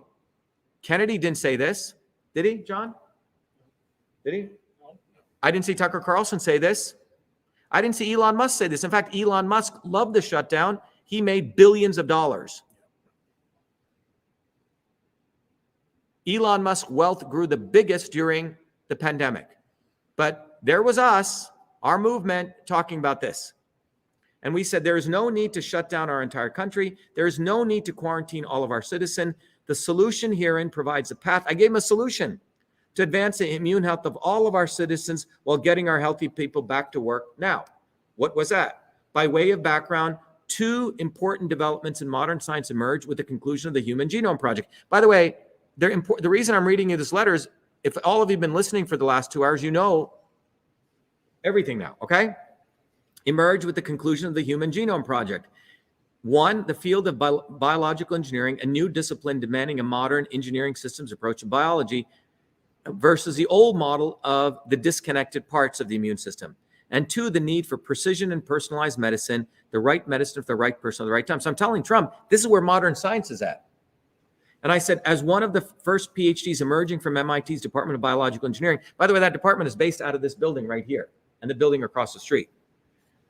In 2007, my research led to the invention of CytoSolve, today a proven technology that enables the discovery of new computer models to complex molecular mechanism diseases. Developments like this and a richer understanding of biology now provide us a golden opportunity to create the future by practicing real science and real medicine. The modern science of the immune system, which is what I just shared with all of you guys, informs us that it is, by the way, everyone joining, I'm reading a letter that I wrote to Trump in 2020, March 23rd. The modern science of the immune system informs us that it is the overreaction of our own weakened and dysfunctional immune system attacking tissues, cells of our own body that harms and kills versus a virus, be it COVID-19 or any other virus. The unfortunate medieval training that most medical doctors receive does not educate them on this basic science of the immune system. In healthy individuals, the immune system processes pathogens with a natural immune response that is mild and non-lethal. However, in those who are immunocompromised, like kids who don't play in the dirt all day, elderly and those with pre-existing conditions, like kids who don't play in the dirt all day, their immune system may overreact, and in the case of COVID-19, attacking lung epithelial cells and tissues leading to hospitalization. Below is a solution that can lead America to a healthy immune system. What I told Trump was organize the American citizens or the world citizens into 4 groups. Those people who are testing positive for COVID, group 1. Those people are hospitalized and critical condition, group 2. Those people are immunocompromised, but not COVID-19 positive. And those people are healthy, which is the majority of all of us. By the way, we're back up to 1,200, so we're back where we were before we. No, we were 12,000. We were 12,000, John. Pretty sure it was 1,200. No, 12,000. No, it was 12,000. It was okay. Yeah. It was 12,000. It was 20,000. I have the records. It was 12,000. Okay. So, step 2. So what I told Trump to do is, number 1, don't just lock down everyone. But if you want to care for people, the people are the elderly or the immunocompromised, they're group 1, 2, and 3. Group 4 is majority of us. I said for the group 1 people, quarantine them, give them 400,000 IUs of vitamin A twice for 2 days, give them 50,000 IUs of vitamin D for 2 days. It was a blast protocol. And by the way, this has been talked about in the scientific literature for 20 years. They do this for kids with measles. The viruses bounce off, okay? I said the group 2, for people are in group 2. Group 2 are those people, and those are, by their group 1 is those people who are testing positive. For group 2, the hospitalized and critical condition, I said, do what group 1 gets, but then give them IV vitamin C, intravenous, 100 grams dripped over 24 hours. Again, there was an emergency room doctor who got COVID and he was dying, and then they gave him that, but they didn't give it this to everyone else. Then group 3, I said for the immunocompromised people who have diabetes and AIDS and type 1, type 2, I said, do this for them, okay? You know, for the adults, give them 400 IU of vitamin A, 500 IU of vitamin D, again, for a short period in a month, 1,000 milligrams of vitamin C, and iodine. Why is iodine important? Because if your body doesn't produce vitamin A, iodine will support that. And I gave the children's dose. And then I said for the rest of us, healthy individuals, the adults, 10,000 IUs of vitamin A per day, 5,000 IUs of vitamin D, 1,000 milligrams of vitamin C, and iodine. Obviously, everyone should go check with their doctors. These are natural vitamins. And for children, I gave a dosage, and I said, back to work and maintenance plan. And I said, in addition to the above protocol, I'm organizing medical doctors across the world who not only support this protocol, but also that food is medicine, as did Hippocrates, the father of medicine. Any citizen who may need medical advice to this solution may also send an email. And I had organized medical doctors. You could send an email address. And we had medical doctors on standby to help people. In summary, we have been led down the path of corporate solutions like by Bill Gates, espoused by the likes of Fauci and Gates, now as we know, and his colleagues at the CDC. So we were calling out the CDC back then. That is not in the interest of the American people. Such policies have led America to the lowest longevity rates, the highest infant mortality rates in the Western world. Finally, concerning COVID-19, we should ask, why is it in the third world countries such as Chad and Djibouti, Africa, which have nowhere near the medical facilities of the United States, have only one COVID infection and 0 deaths? Okay? Because people are out in Africa and we're in the sun. Perhaps it's because they get right out of the ground, providing enormous vitamin A foods, and they're out in the sun, working, playing, getting tons of vitamin D. So here's the problem with this.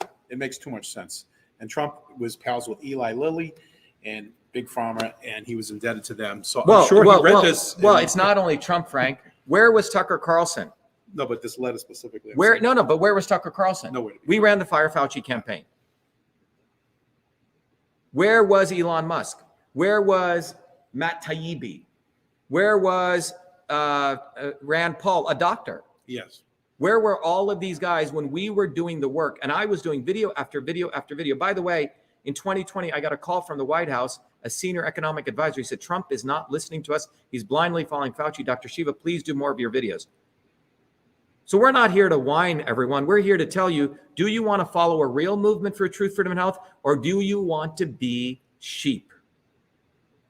Because look what would have happened if those same grifters who you follow today, some of you, had used their megaphones to support 2020 and done that letter. There would have been no lockdowns. But the billionaires wouldn't have made $2.3 trillion. Follow the money. Let me... I think I want Jill Jones. Go ahead, Jill. Jill, you wanted to really go on Elon Musk because let's be honest. We had 12,000 people on this Twitter Spaces and it dropped down to like 60 people right when we were exposing Musk in the middle of this Twitter Spaces right here. Okay, go ahead, Jill. Yeah, absolutely. Jill, why don't you give us a real analysis of Elon Musk? And Elon, I hope you're listening. I hope you have the fortitude to listen. Go ahead. Yeah, absolutely, because this is really important to recognize is that Elon Musk, again, is one of these fake heroes being championed. He's become this false idol for people to worship. He is not going to give us freedom. He's closer to eliminating freedom of thought with his brain chip, Neuralink, than he is to actually restoring freedom to the people. He's really vested in his relationship with government. His wealth is dependent on his relationship to government and his businesses. You can start with SpaceX, Starlink, Tesla, and right here to Twitter. So if you look at the economics behind it, the government has really paved the way for his success. He has been bailed out of bankruptcy from the government support of SpaceX, propping them up. He's gotten tons of funding. How much? Well, wait a minute. I think you should give the number. He's gotten 5.7 billion. 5.4. Is it 5? It's over 5.4 billion dollars from the government for SpaceX. Yeah. That's just SpaceX. SpaceX alone. And Tesla wouldn't exist without government subsidies. Tesla has received like over 110 subsidies that are worth $2.5 billion from the government. Tesla is only profitable because of their carbon credits. He has sold carbon credits to prop up that business. He sold $1.5 billion in carbon credits granted to him by the United States government. So we're looking at somebody who has to have a good relationship with the government in order to operate his businesses and have that success. And the same is true with Twitter. Everyone thinks he made some great investment to give you freedom of speech and he's some kind of hero, but that's not the case. Twitter is a great platform for him to market himself, for him to be profitable, and he's not going to close that portal that Dr. Shiva discovered in 2020 that he's still will not admit to. It was December 3rd, where he said in a live that he was going to dig into it, that Twitter would not go against the law or beyond the law. Yet what has he done? He's left that portal open. what is more speech?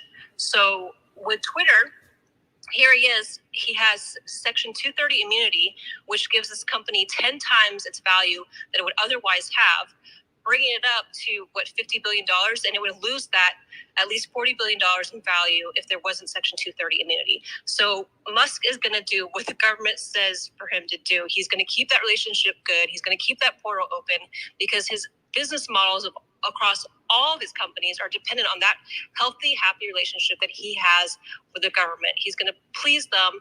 He's not here for us. He's not a hero, and he's a big distraction. These Twitter files are continuously going, getting everyone's eyes all on the establishment, all on these false idols to keep them from seeing what? Seeing our movement, a people's movement, truth, freedom, and health. These fighters, these people who have been here informing people of the truth since the beginning, we are being censored by all these people who show up late to the party because it's fancy for them now to talk about these things. And like people have said before, they're doing limited hangouts. They're censoring us. They're not letting the truth get out because the power of a people's movement is too much. They don't want you to know your power. They don't want you to have confidence in your ability to create change. They want you invisible to the world.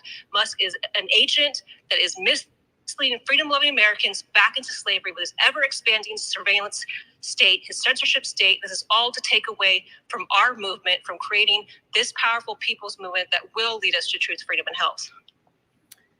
Jill, that was very powerful. Look, the bottom line is this. If you look at what we exposed in 2020, Fauci and the CDC, we did that in 2020. It's all in black and white. And we got it out to 200 million people. Our movement was victorious. We saved a lot of people's lives in 2020. We exposed the government censorship infrastructure in 2020. None of these guys did anything in 2020. And then we're the ones who exposed the fundamental election systems issues. I want to bring in Jeremiah because Jeremiah really is Jeremiah here? Jeremiah, do you want to talk about, explain to people what a limited hangout is and the intercept? Go ahead. Jeremiah? Jeremiah, go ahead. Did we lose Jeremiah? Jeremiah, there's no sound from you. You got to unmute yourself, Jeremiah. Okay. The limited hangout is a technique that was developed by the Nixon administration, where you tell a little piece of the truth while you hide the big piece. The big piece was the entire censorship infrastructure we discovered. The big piece is a truth about the immune system. It's not pro-vax and anti-vax. You see what they're doing to people? They give you a little piece of it. It's not pro-vaccine, anti-vaccine. It's about boosting the immune system. None of these guys talk about that. We talked about that in the wartime while this shit was taking place. These guys do not talk about that, right? A limited hangout is where you make it, oh, I'm anti-vaccine, but you're actually pro-vaccine, right? And they manipulate people into this dialectic, but they do not want you to be part of a bottoms-up movement. Is Jeremiah there? I hope everyone's getting this. Our movement has had many, many victories. It was our movement that exposed Elizabeth Warren. It was our movement that did the free speech rally. It was our movement that exposed Fauci. They don't want you to know about the real bottoms-up movement. That is why they make our movement invisible. Okay? That's really the heart of what's going on here at a very deep fundamental level. They do not want you to be aware of this fundamental movement that's taking place, which is having huge victories. They are coming too little, too late, give you little pieces, and then they continue. Does someone want to talk about this guy, Stephen Miller, and what he did? Chris Bradley, do you want to go to him? Chris, how the limited hangout, how they go ahead, Chris. Yeah, I really can't speak on the Stephen Miller. Well, let me speak to it because it's important. Okay. Look, we expose the back end portal, the Twitter support portal that's used by government to expose and silence every American, for that matter, everyone in the world, even in Brazil or India, everyone. We exposed that in 2020. Then on October 28, when we exposed it again to Musk, and in December, then the Intercept dropped this thing called the limited hangout. They said, oh my God, DHS leaks. Then about a month ago, 4 weeks ago, Stephen Miller, the scumbag who was Trump's press secretary, said, oh my God, I've discovered the partner support portal.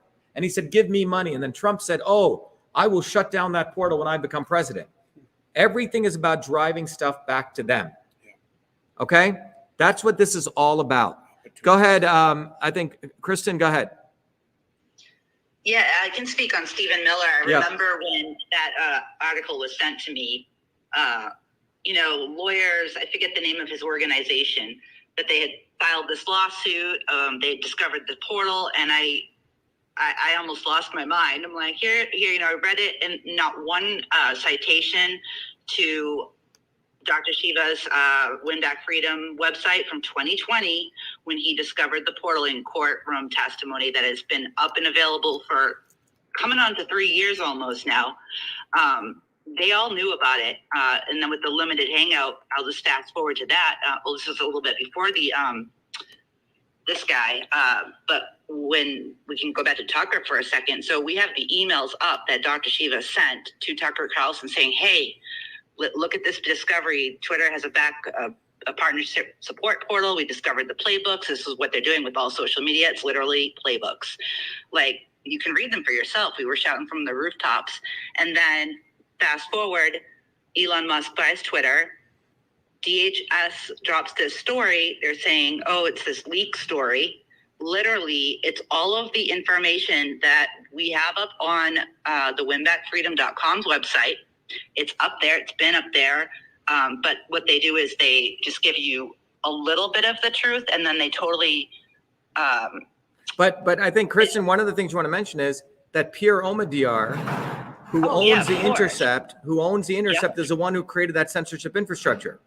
Exactly. So that's how insidious it is. So if you look at the diagram, part of it is up on Dr.SHIVA's screen. The censorship infrastructure is funded in large part by this person in the circle on the screen is Pierre Omidyar.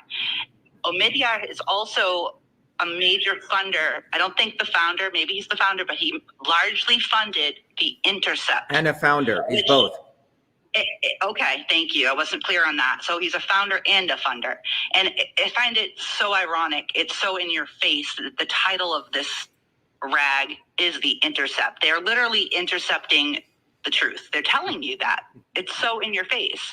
So when I read this article, I couldn't believe it. They quote in that article somebody named Matt Masterson, who is on the diagram, like the full diagram of the censorship infrastructure. Right there.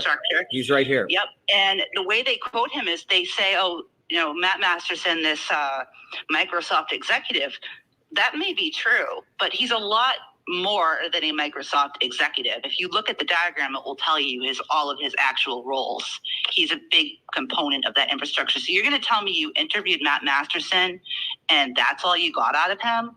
Like, they didn't even tell you the whole truth. So for those of us, I think over 200 million people or more were aware. And of all these videos. These are all the videos we did. We had, just to kind of go back a little bit, during the time that this was all taking place, it was during COVID. So a lot of the court, they were allowing to be held via Zoom. So people could Zoom in virtually to the hearings. We had like over 400 people in one of your courtroom hearings that were Zoomed. And that's amazing for just during the week, a work day, over 400 people showed up to that. So people were following this. People were aware of it. So it's like, how stupid do they think we are? We're not stupid. We saw it was in black and white. And then as Dr.SHIVA is scrolling, you can see the email communications with Tucker Carlson. These were back in 2020. You can see it right here. It says, Dear Tucker, I just won a landmark victory for free speech on Twitter. My release is below. If you'd like to talk, feel free to call me. He gives his number. Sincerely, Dr.SHIVA. Very nice email. Right above that, there's another email. And I remember during the time, it was like any journalist who's serious and wants a Pulitzer Prize would have covered this case, right? At that time, they probably could have won it. It was amazing. But the reason, so I think everyone here, I think the big takeaway, you've learned about the immune system. You've heard Frank talk about as a Republican, how when he broke, they tried to suppress him. When John tried to suppress him, you've heard from everyone here. There's a common theme here. What would you say that common theme is, Kristen? What's a common takeaway here? The common theme is when working people, regular people, take back their power and start actually changing the world and being the change, the establishment fights back and has to silence them, because we're actually going to win if we do that. Yeah, but why? Who are these people? These people are fundamentally, guys, anti-American. They're they're fundamentally anti-American, anti-human. They're selfish, and they only care about themselves. They literally hate us. They actually hate us. They'll say whatever they need to in front of our faces, but they're not our friends. Yeah. So I just want everyone to look at this letter. It's written to Fucker Carlson, and we should call him Fucker Carlson. Please don't call him Tucker. It's such a dweeb wasp name, isn't it? Tucker, Hunter. Where do they get these fucking names? Okay. You know, it's like Elon, right? Fuck on. Okay. But anyway, you can see this letter I wrote to Tucker Carlson talking about the discovery of the backdoor portal. I sent him our victory here. And then 2 years later, Tucker Carlson's interviewing the idiot from The Intercept. And this is what Tucker Carlson says. He goes, this seems like a really important story, which for some reason being ignored. Yeah, you ignored it. This is in black and white, guys. They're treating you like dumb fucks. And the bottom line, I mean, it's in black and white. We sent Tucker the stuff, and he didn't say. Elon also knows about this. Matt Taibbi knows about this. All these people know about it. But they're treating you like you're stupid because they do not want you to build a bottoms-up movement. They do not, and they know the movement for truth. Throughout history, there's typically been in the left and the right, or the obvious establishment and the not so obvious establishment. There's never been an independent movement which exposes this collusion until us. And everything that's being done, from waiting to talk about Fauci, from waiting to talk about the government censorship infrastructure, from waiting to talk about election systems, if Heather's on, is Heather here?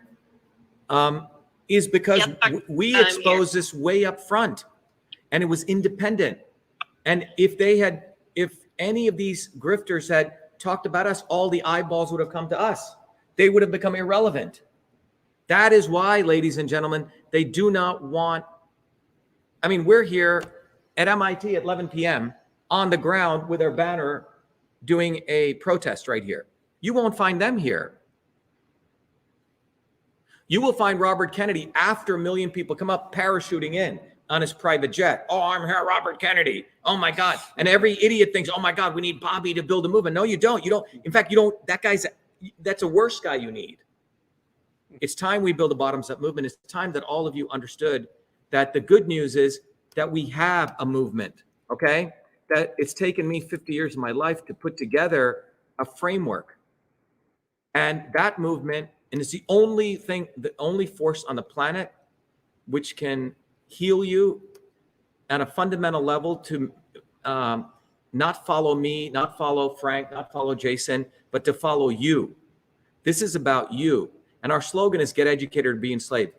The Truth, Freedom, and Health movement, and we're a global community now, 95 countries, independent. We did this, 360,000 people. You had Jill, we have everyday stories here, but we have a history of winning. But the fundamental problem we're addressing is there's a lot of information in the world. But just because there's a lot of information doesn't mean people are getting healthier. 2.5 billion people are obese now. 51% of our children feel hopeless, okay? This is what's actually going on. People do not feel happy. 40% want to overthrow their governments. 2.5 billion people are obese, half of them being children. 52% are completely confused on what to even eat. So just because we have lots of information doesn't mean we have truth, freedom, and health. In fact, what's happened is with this ignorance, some of you are desperate, some of you are in the left wing or the right wing, some of you are becoming complacent. And that's precisely where the force of power, profit, and control want you. And fundamentally, what they want you to do is they want you to follow Tucker or Joe Rogan or Alex Jones or Trump or Elon or RFK or all these fools. I don't even want to call them RFK. I just want to call them booby, okay? And they're on the left or right. They're the machinery of ignorance. They're entertainers. They're exploiters. And the only way out of this is for you to get wisdom and get clarity. And the only way you can do this is to learn the science of systems, because it'll show you the interconnections. And why is this important? Because now you become active, you become dynamic, you become organized, you become a force for change. but it requires you to let go of the old. You have to want to be your own guru. You have to want to be the force for change. And for me, separate from inventing email, we've created that system. And that system is this system called Truth, Freedom, and Health. And this system is not just, it involves a course, the same thing you can learn at MIT paying hundreds of thousands of dollars. You will understand what a system is. You will understand why we need to build a bottoms-up movement. I give you access to books, absolutely included. You will understand how your body is a system. You'll get exposed to events and lectures. You'll become part of a movement with other people, and we want you to get on the ground like we're on the ground here, like we got on the ground with Fire Fauci. And we've created tools independent of Twitter, independent of big tech, so you can communicate.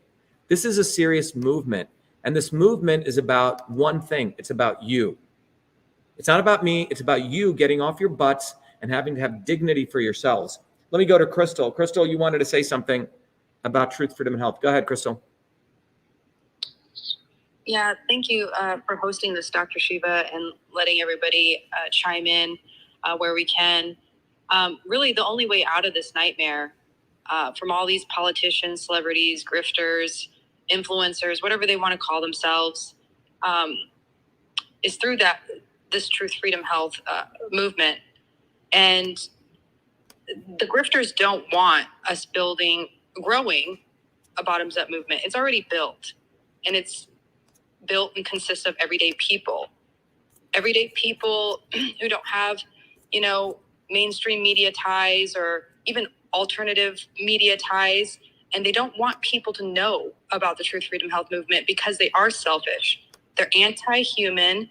They want to sell you junk, and they want everybody's eyeballs and ears just to follow them and waste our precious time on this planet. And the Truth, Freedom, Health program, it enables individuals to break free from this current system of power, profit, and control. And our movement has always been at the forefront, always years ahead of the curve. And so since everybody can go to truthfreedomhealth.com, you can easily see what we're doing.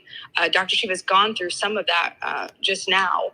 And there you can see this curriculum that he's built. He's been teaching it for many, many years. It's accessible to all walks of life. It doesn't matter, what you do. It's very easy to understand. He makes it very easy to understand. And it's not just a slogan. Truth, Freedom, and Health is not a slogan. It actually explains how they're interconnected, which is what systems, science will teach. Yeah, and I think one of the things that, Crystal, you remind me of, when I go back to my grandmother, the reason that I got motivated into health and truth and freedom is that my grandmother was a poor village farmer. She could observe Frank's face. She could predict what was going on in her body, and then she'd figure out the right formulation for him.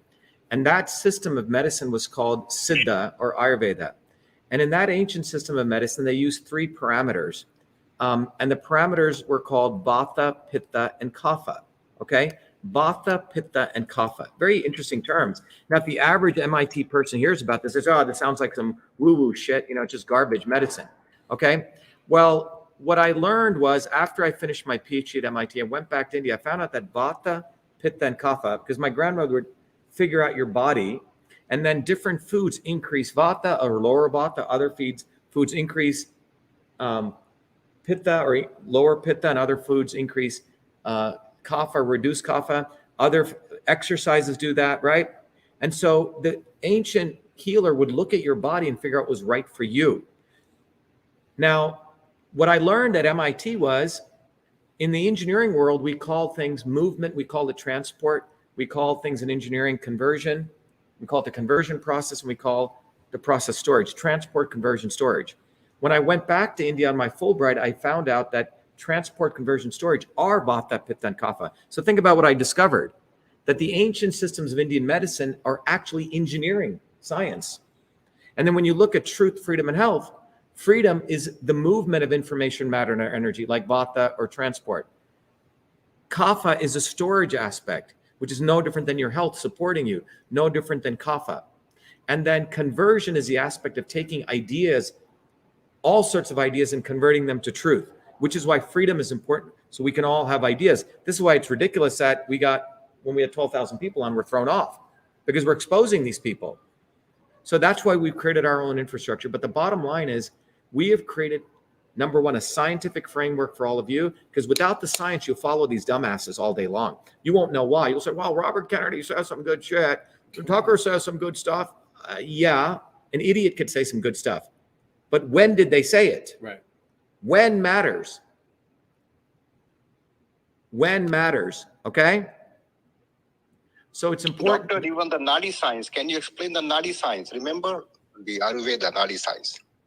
Yeah, so look, I can do a whole talk on the Nadi. So in the Indian system of medicine, your body is filled with these meridians, okay, which what the Easterners call. In the Indian system, we call it the nadis.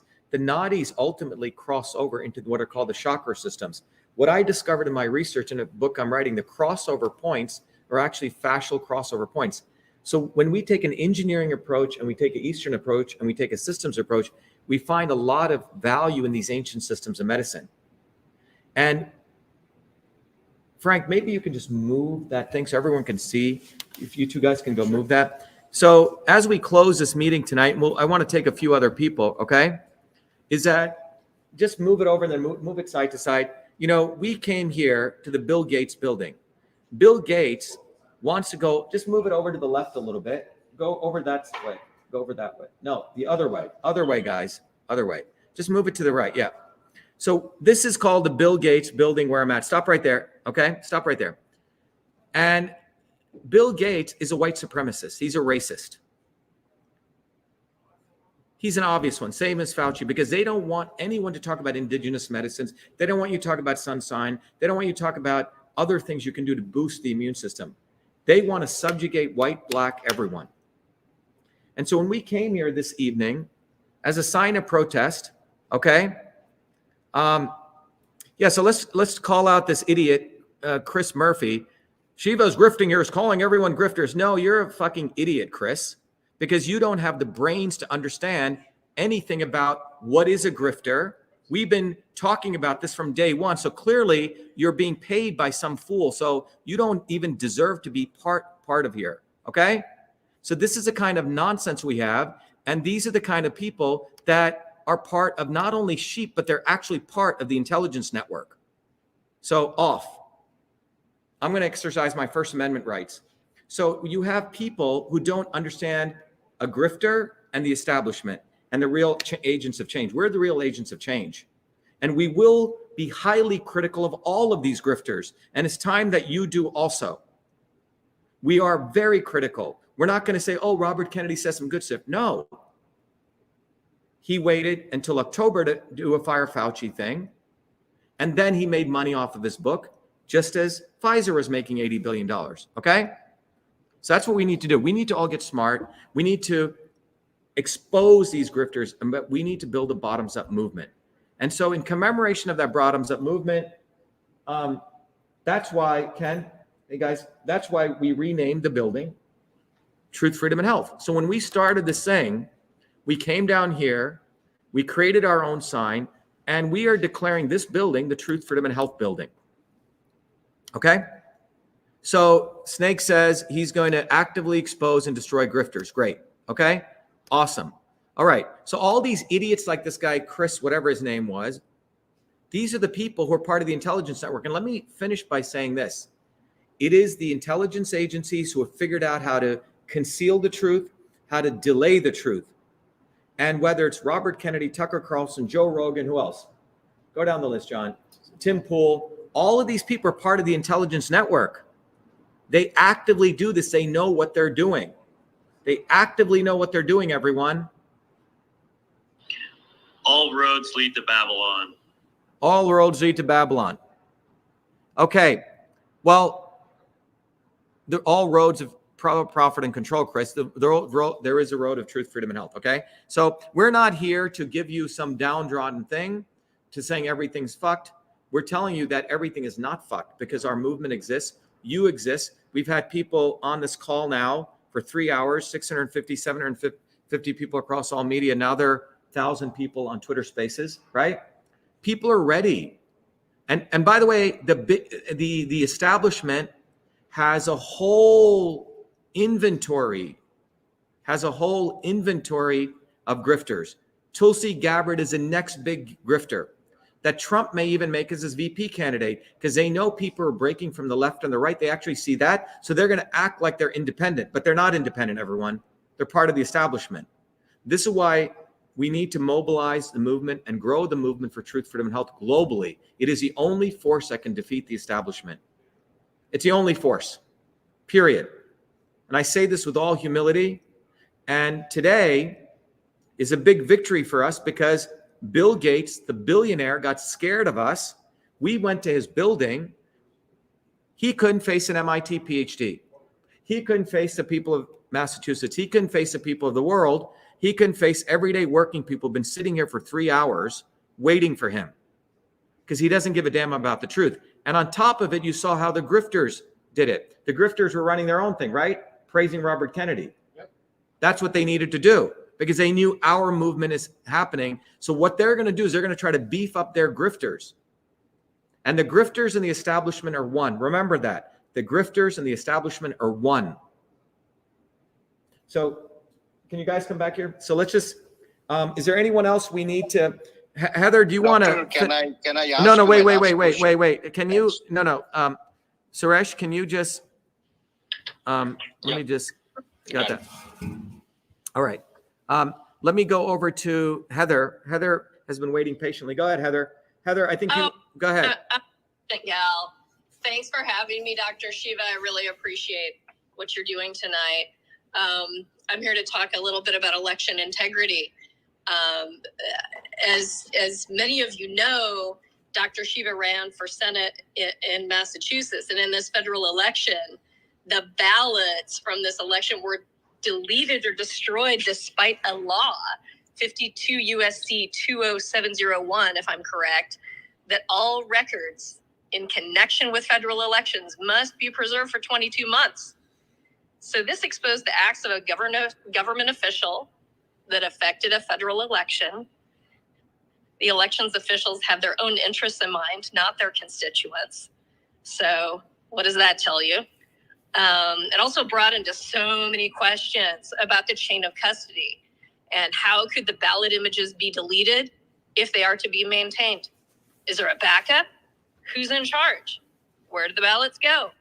How does a voter truly know if their vote was counted for the candidate they chose? Isn't that what we all really want to know?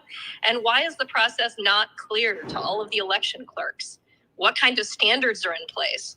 And is there no penalty for those that do not follow the standards or who engage in these illegal acts? Our movement educated 3,000 communities on how to submit public in 2020. In 2020. Yes, thank you, Dr. Shiva, for clarifying that. Yes, in 2020. We didn't wait till 2023. In 2020. And we didn't sell pillows off of it either. We didn't. Not a single pillow. Not a single crappy pillow did we sell. And we weren't doing this for money. We were doing it because it's the right thing to do. You had volunteers that jumped in. You trained us. We learned how to submit the public records request for participating voters and ballots cast data from local election clerks. And then when we learned how to do that, we trained other people. We helped people across the nation to request their data. They would send it to us. We would look and say, that's not even what you need. We would walk them through the whole process. So we helped them review their data and submit affidavits in Dr. Shiva's federal lawsuit if the participating votes and I think we lost Heather. More often than you can. Okay. Had one state where there are 36 counties and 18 of the counties that submitted their data, we submitted affidavits in your lawsuit. I think the big thing, Heather, is that we got on the ground and we trained thousands of people all over the country and how to make it very simple, not with billions of dollars. Trump raised what, $500 million? Absolutely, he did. Yeah. But what did he do to help the election integrity movement? He grifted $500 million, but he has no idea where it went. How does that How's that happen? Trump also endorsed Deal in Massachusetts, who had stated that Joe Biden had won the election and Trump shouldn't cry I totally over forgot spilled about that. milk. Yeah. Yeah, he didn't lock up Hillary. Dirty deal. He signed Operation Warp Speed. Trump extended the Patriot Act, created CISA. Trump didn't. We're losing you, Heather. Assange or Snowden. Okay. All right. I think. So what's the bottom line, Heather? Well, the bottom line, Dr. Shiva, is that the grifters don't want you to stand up for yourself. They want to keep us down, thinking that someone else will solve everything so they can maintain that power. They're selfish. They don't want an independent movement. They despise our movement. And as we saw tonight, will do anything they can to shut us down. 12,000 people you have in a Twitter space. They're against the working people. Yeah, and I think a lot of they've trained people, by the way, to say, "Oh, that's just a glitch that occurs, and you just have to deal with this bullshit." Whenever a mass thing happens, they have this glitch that kicks in. Elon thinks everyone else is stupid. Fucking bastard. Okay. So it's time that. Thanks, Heather. Heather, and our team, we literally created a command force and we started training people how to really do this. And then the grifters came a year later and sold pillows off of us. So the bottom line everyone needs to leave tonight with is the truth, freedom, and health movement exists. It is built. It took us 2.5, 3 years to build this. For me, it's been a lifetime in building. We have education. We have a community. We do, we're getting out here. 3 hours we've been here. And it's time that all of you let go of the false gods, let go of the false prophets, and you build the bottoms-up movements. We've had a lot of very articulate people share their background, what they've gone through. Frank, he's a full-time electrician.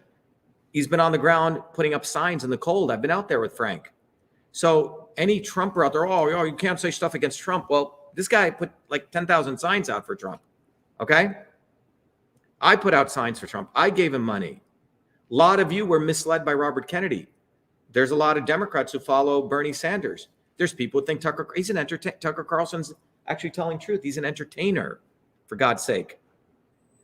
So it's really up to you. The movement we've created is for you. It's not for me. It's for you. It's for you to say, number one, do you want to stand up on your own 2 feet? Do you want to join people like us, everyday people? Or do you want to wait for Tim Pool to do another video, or Joe Rogan? These people are all scumbags. They all hang out at the same restaurants. They all bang the same people. They all bang each other. They literally do. They're incestuous.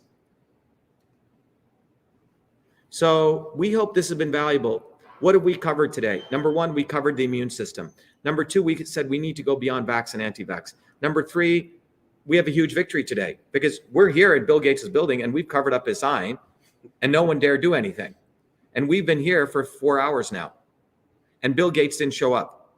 And we have all of this recorded. Number 4, 5, whatever number I'm at, Elon Musk and his crew got so scared of us when we had 12,000 people, they had to shut us down. And we saw it live. And the backdoor portal still exists. That alone should be a new video. That should be the whole thing. So all of you out there want to go to Twitter files or listen to, just ask one question. Are you going to shut down the backdoor portal? That's the censorship issue. When it comes down to the immune issue, let's boost the immune system. Forget about vax, anti-vax. It's about let's boost the immune system. And when it comes down to elections, we got to build a bottoms-up movement. And please, the next big evil snake that they have coming down the pipeline is Tulsi Gabbard. And write it down. I said that at 11:30 p.m. on January 17th, Tuesday, 2023. The next big scumbag. And they have scumbag after scumbag after scumbag on the left and the right who are created to confuse you. And then they create other people who say, oh, Shiva's grifting like this fool. Yeah, we're exposing the grifters. That's all we've done. And by the way, that dumbass, he should go back to see the flyers that I wrote when I was an 18-year-old kid when I was at MIT. Same thing. I've been exposing these people for 41 years. And now we're creating a movement so the world can expose them. And that's how we're going to win. I see huge optimism. I see victory at hand. And that victory is going to come from you. It's going to come from you, all of you guys, right? And it's going to come from all of you building a bottoms-up movement. But you have to let go of the titty. You have to cut the umbilical cord of the grifters and the establishment. And for God's sake, it's easy to call out Mr. Gates. It's easy to call out Fauci. And just like Jesus Christ, it was easy for him to call out the Romans. The real enemies were the Sadducees and the Pharisees. The real enemies are the Robert Kennedys, the Tucker Carlsons, the Elon Musks, and so on. Okay? That's who are our real enemies. And once you recognize they're the real enemies, it's over because you've broken from the real devils. The obvious devil is obvious. The not so obvious devil is what today's talk was all about. We challenge Bill Gates, he's the obvious devil. But the not so obvious devils, or what we call the not so obvious establishment, maybe we should call it NSOD. All right. That's who we want to talk about. And I hope this was valuable. Nick, did you want to say something? Nick has been a little shy. Go ahead, Nick. Nick, sure, go ahead. Yes. Go ahead, Nick. Yes, yep. It says my mic is on. Can Go you hear ahead. me? Yep. Okay. I just wanted to say that the Truth, Freedom, Health movement is a gift. We talked a lot about grifters today, but Truth, Freedom, Health is a gift to the world. And this is a time, this is an idea whose time has come, and people are rising up. They're waking up, realizing that it's not about left and right. It's about the right time. It's about the right thing that you say. You say it at the right time and the right action.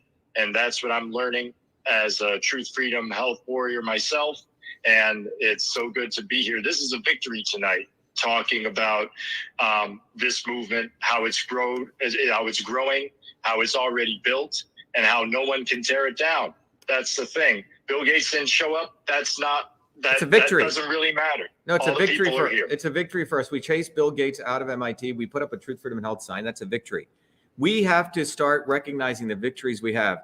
So I just want to let everyone know, 250 million people know about our movement. 250 million people in the world. This is why they have to actively conceal our movement. It's a huge victory. Bill Gates couldn't show up. He talks about, I like science. I like talking to scientists. Well, he couldn't talk to an MIT scientist. He's checkmated. He lost. We won. Big. Tucker Carlson lost. He's been exposed today.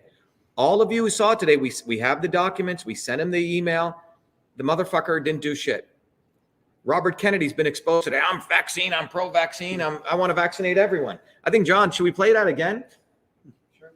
Okay, we'll play it one last time because people need to understand that last sentence that he said. I'm for full vaccination of all Americans. Okay? He wants to vaccinate the shit out of you guys. Okay? Everyone. And this is a guy who people think is fighting for you. This is what we call the snake. All right? And this is a snake. When I exposed him, said, I own a vaccine company. Are you serious? All right, let's go to the snake, the real snake. Here we go. Let's hear this again from the snake's voice himself. Mr. Farrakhan has asked me to address the issue of vaccines and African American and vaccine safety.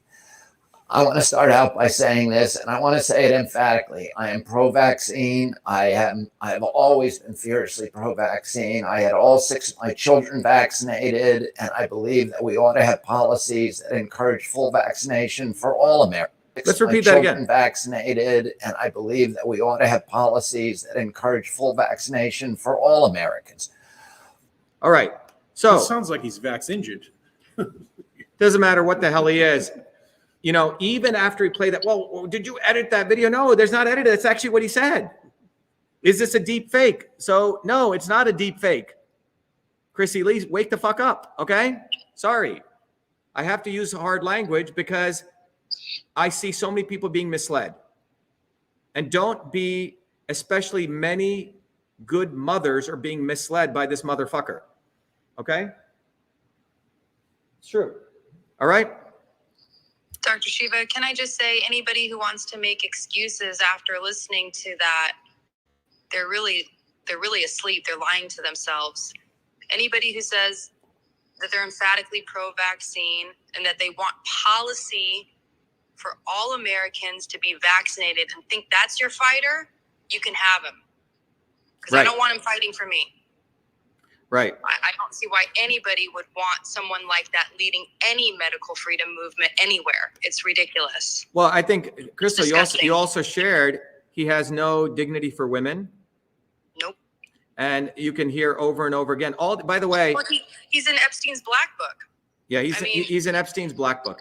So listen, guys, it is up to working people having dignity for ourselves, having self-respect for ourselves. And as Tanya Bolt says, we must end the real solution is to end the 1962 Kennedy Vaccine Act, which was passed by John Kennedy's uncle. Kennedys have been involved in this from day one, just like they've been in liquor, everything, drugs, liquor, go down the list, murder, all of it. So why are we following a Kennedy? He's part of it. Why aren't we following Frank Licata? Why aren't we following Jason Long? Why aren't we following John Medlar? Why aren't we following Ken Fielding? Why aren't we following Chris have to question you have to ask yourself. Why are you so into celebrity worship? Cut it today. Let this be the day that you cut it. By the way, in the Indian calendar, it is one of the most, I didn't even know this, it's one of the auspicious occasions today. It is what is called a harvest event, and it's a new calendar event. I think it's a new moon. It's a major cycle in the earth. So this is an opportunity for all of you to stop being slaves and become true human beings. Take this opportunity to free yourself. This is not about me. It's not about even Truth, Freedom, and Health. It's about you taking advantage of the science, everything we've done. Become a Truth, Freedom, and Health warrior. Join the movement. I just want to let you know tomorrow, is it tomorrow or day after?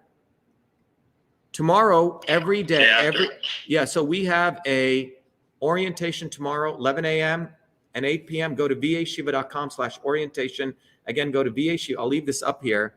And you can sign up and you can meet some incredible people. I want to thank someone just donated $10. Thank you. We'll put it to good use. We use it to create educational work. Fauci, Musk, Gates realize that their best move is to hide, and their best followers are vaccine injured and dropping like flies. Okay, thank you. All right, everyone, let's grow the movement. Any last things, John, Jason? Well, I'll say that these people are essentially okay with the truth, but what they want to do is take the credit to suppress our movement. And they're going to do that by concealing, delaying. And then when they do release it, they're just going to plagiarize it. And they're going to use that as their ad or to get their views or whatever. And that's how they're going to make their money. That's all they want is the money, But in it, why they fear us most, why they hate us most. Because we're at MIT at 12 midnight putting up a sign. Well, again, they hate working people. They're anti-American. What they're going to do is try to suppress our movement for that because we're bottoms up. We're independent. We're not going to be fooled. Maybe some of these people commenting weird. Very few people. Most people get it. We're not going to be fooled, and that's why we're going to win. Yeah. And if you look at history, as we teach in our movement, everyone go to truthfromhealth.com, take advantage of this. I used to by the way, the science that we teach in the movement, I used to teach it at MIT. People used to pay hundreds of thousands of dollars. We made it accessible to anyone. And anyone who goes through the program, you can give it away to as many kids as you want, where you can become a philanthropist. So take advantage of that. But we need to build a bottoms-up movement where you become the center, you become the leader. I hate this word followers. We want you to be leaders. And that's how we're going to win. And by the way, we're already winning. To Jason, I think the biggest point Jason's making is everything they're doing is to conceal us. But they can't. And by the way, a movement like ours hasn't existed in the early 1800s and 1900s when movements came up bottoms up. They created ways to suppress those movements. And I'll play this closing video that will really explain it best. Let me play this video for all of you, but go to truthfromhealth.com, come to our orientation, become a warrior scholar. So let me play this as really something that'll inspire you. We have allowed our country to be taken over from within, and the end goal is you will have a homogenized world where we will become slaves, because there is a condition among the elites that really thinks they're better than you, deep down inside them, that you don't deserve the freedoms you have. They don't. This reality is what people need to wake up to, and we need to all unite working people. There's only one movement that can do that. And that is the movement that we started creating here in Massachusetts, the movement for truth, freedom, and health. Look, I've been a student of politics since I was a 4-year-old kid. studying revolutionary movements, left wing, right wing. There's a physics, there's a nuclear science to destroying the establishment. To build a bridge, you need to understand Newton's equation. You need to understand the laws of gravity. You need to understand Poisson's ratio. There is a way to build a revolution. And that's why I put this together. My goal is to train an army of truth, freedom, and health leaders. We don't need followers like social media. We need leaders, but they need training because the educational system does not teach them history, nothing. So in 3 hours, that's what I've started doing. That's the solution. We got to train people. First, with understanding what a system is. The second is understanding the interconnection between truth, freedom, and health. Freedom is the ability to move freely, communicate freely, right? Talk freely. Without freedom, you cannot convert ideas, hypothesis into truth, which is science. And without freedom, you can't really get to truth. And without truth, you make up fake problems and fake solutions, which means you destroy our health. And without health, which is the infrastructure of us and our body, you can't fight for freedom. Third concept is it has to be bottoms up. Working people, people who work uniting. And what the right wing has done is whenever you say working people unite, that must be communist. Meanwhile, they've let the Democrats run unions, which suppress workers. Completely corrupt. But when you look at the arc of American history, it's been when working people came up. We need to go local. Every solution I'm coming up with as a part of this movement, we're giving the science, which is the truth, and then we tell people what they can do on the ground. Like with election fraud, you don't need to wait for some lawyer. Our goal is to train people, Dave, to go local, to go local, to go local, fight locally. Forget lawyers, forget politicians, forget celebrities. You got to learn politics, and there is a science to it. They lock us down, we should be ready to shut them down. And the fourth part of this principle is a not so obvious establishment. So when you look at a system, there's always something that disturbs you from getting to your goal. Well, the biggest disturbance is a not so obvious establishment, which are those people who claim they're for you, on the left and the right. The Al Sharptons who tell black people I'm for you. The Tucker Carlsons. Do you think any true anti-establishment person will ever be on Fox or CNN? I don't think so. They both mislead working people back into the establishment. Without this solid understanding of political physics and theory, you're screwed. You're going to follow on the left wing, Bernie Sanders. Oh, he said something. Or Robert Kennedy. Scumbags. Or you're going to follow, some right-wing talk show host. They're not going to lead us to liberation. It's us. And that political physics, it's a nuclear science of change. Bottoms up. We have to organize to understand that there is people who talk a good game and then look at what they actually do, left and right. I'm sorry, Sean Hannity may say some good things, but I don't see the urgency in his voice to get something done. And it can only come when you weaponize yourself with the right knowledge. You need to be able to identify a rat. Christ didn't go after the Romans, right? It was the Pharisees and the Sadducees who screwed him up. His own quote unquote people. And that's where we're at. So these four concepts I've built into a curriculum. People can go to vashiva.com and it's an educational program. We need to train people in political theory. You need to have physics. And I've created that curriculum. People need to get educated. We need to get educated fast. And within a half an hour, I can teach people 2 years of MIT control systems. I teach people those concepts. Then I apply it. Anyone can understand it. And then you say, oh, I got to build a bottoms up movement. They have to get politically astute, and then they have to go locally and act, not sit there on social media. They have to act locally, defy locally, do civil obedience locally, but with knowledge on how to build a movement. The Senate campaign's expanded to the Movement for Truth, Freedom, and Health, and they can find it on V as in Victor, A, Shiva, vashiva.com, so people can sign in. They can get access to a bunch of videos. If they want to take a course and become a Truth, Freedom, and Health leader, I offer a full scholarship there. But we want people to make a commitment that they'll study, that they'll get certified, that they'll go do activities on the ground. So go to VA Shiva, Victory America Shiva, vashiva.com.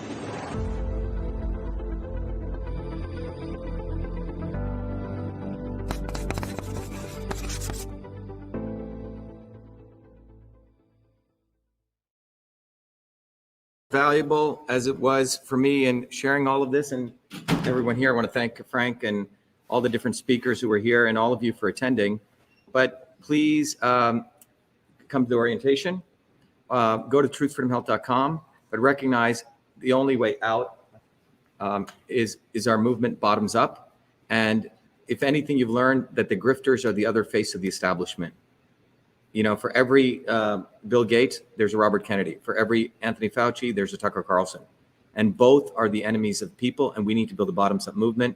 We need to have dignity for ourselves. truthfreedomhealth.com. Be the light, and have a very good night to all of you. Okay. Thank you. Be well.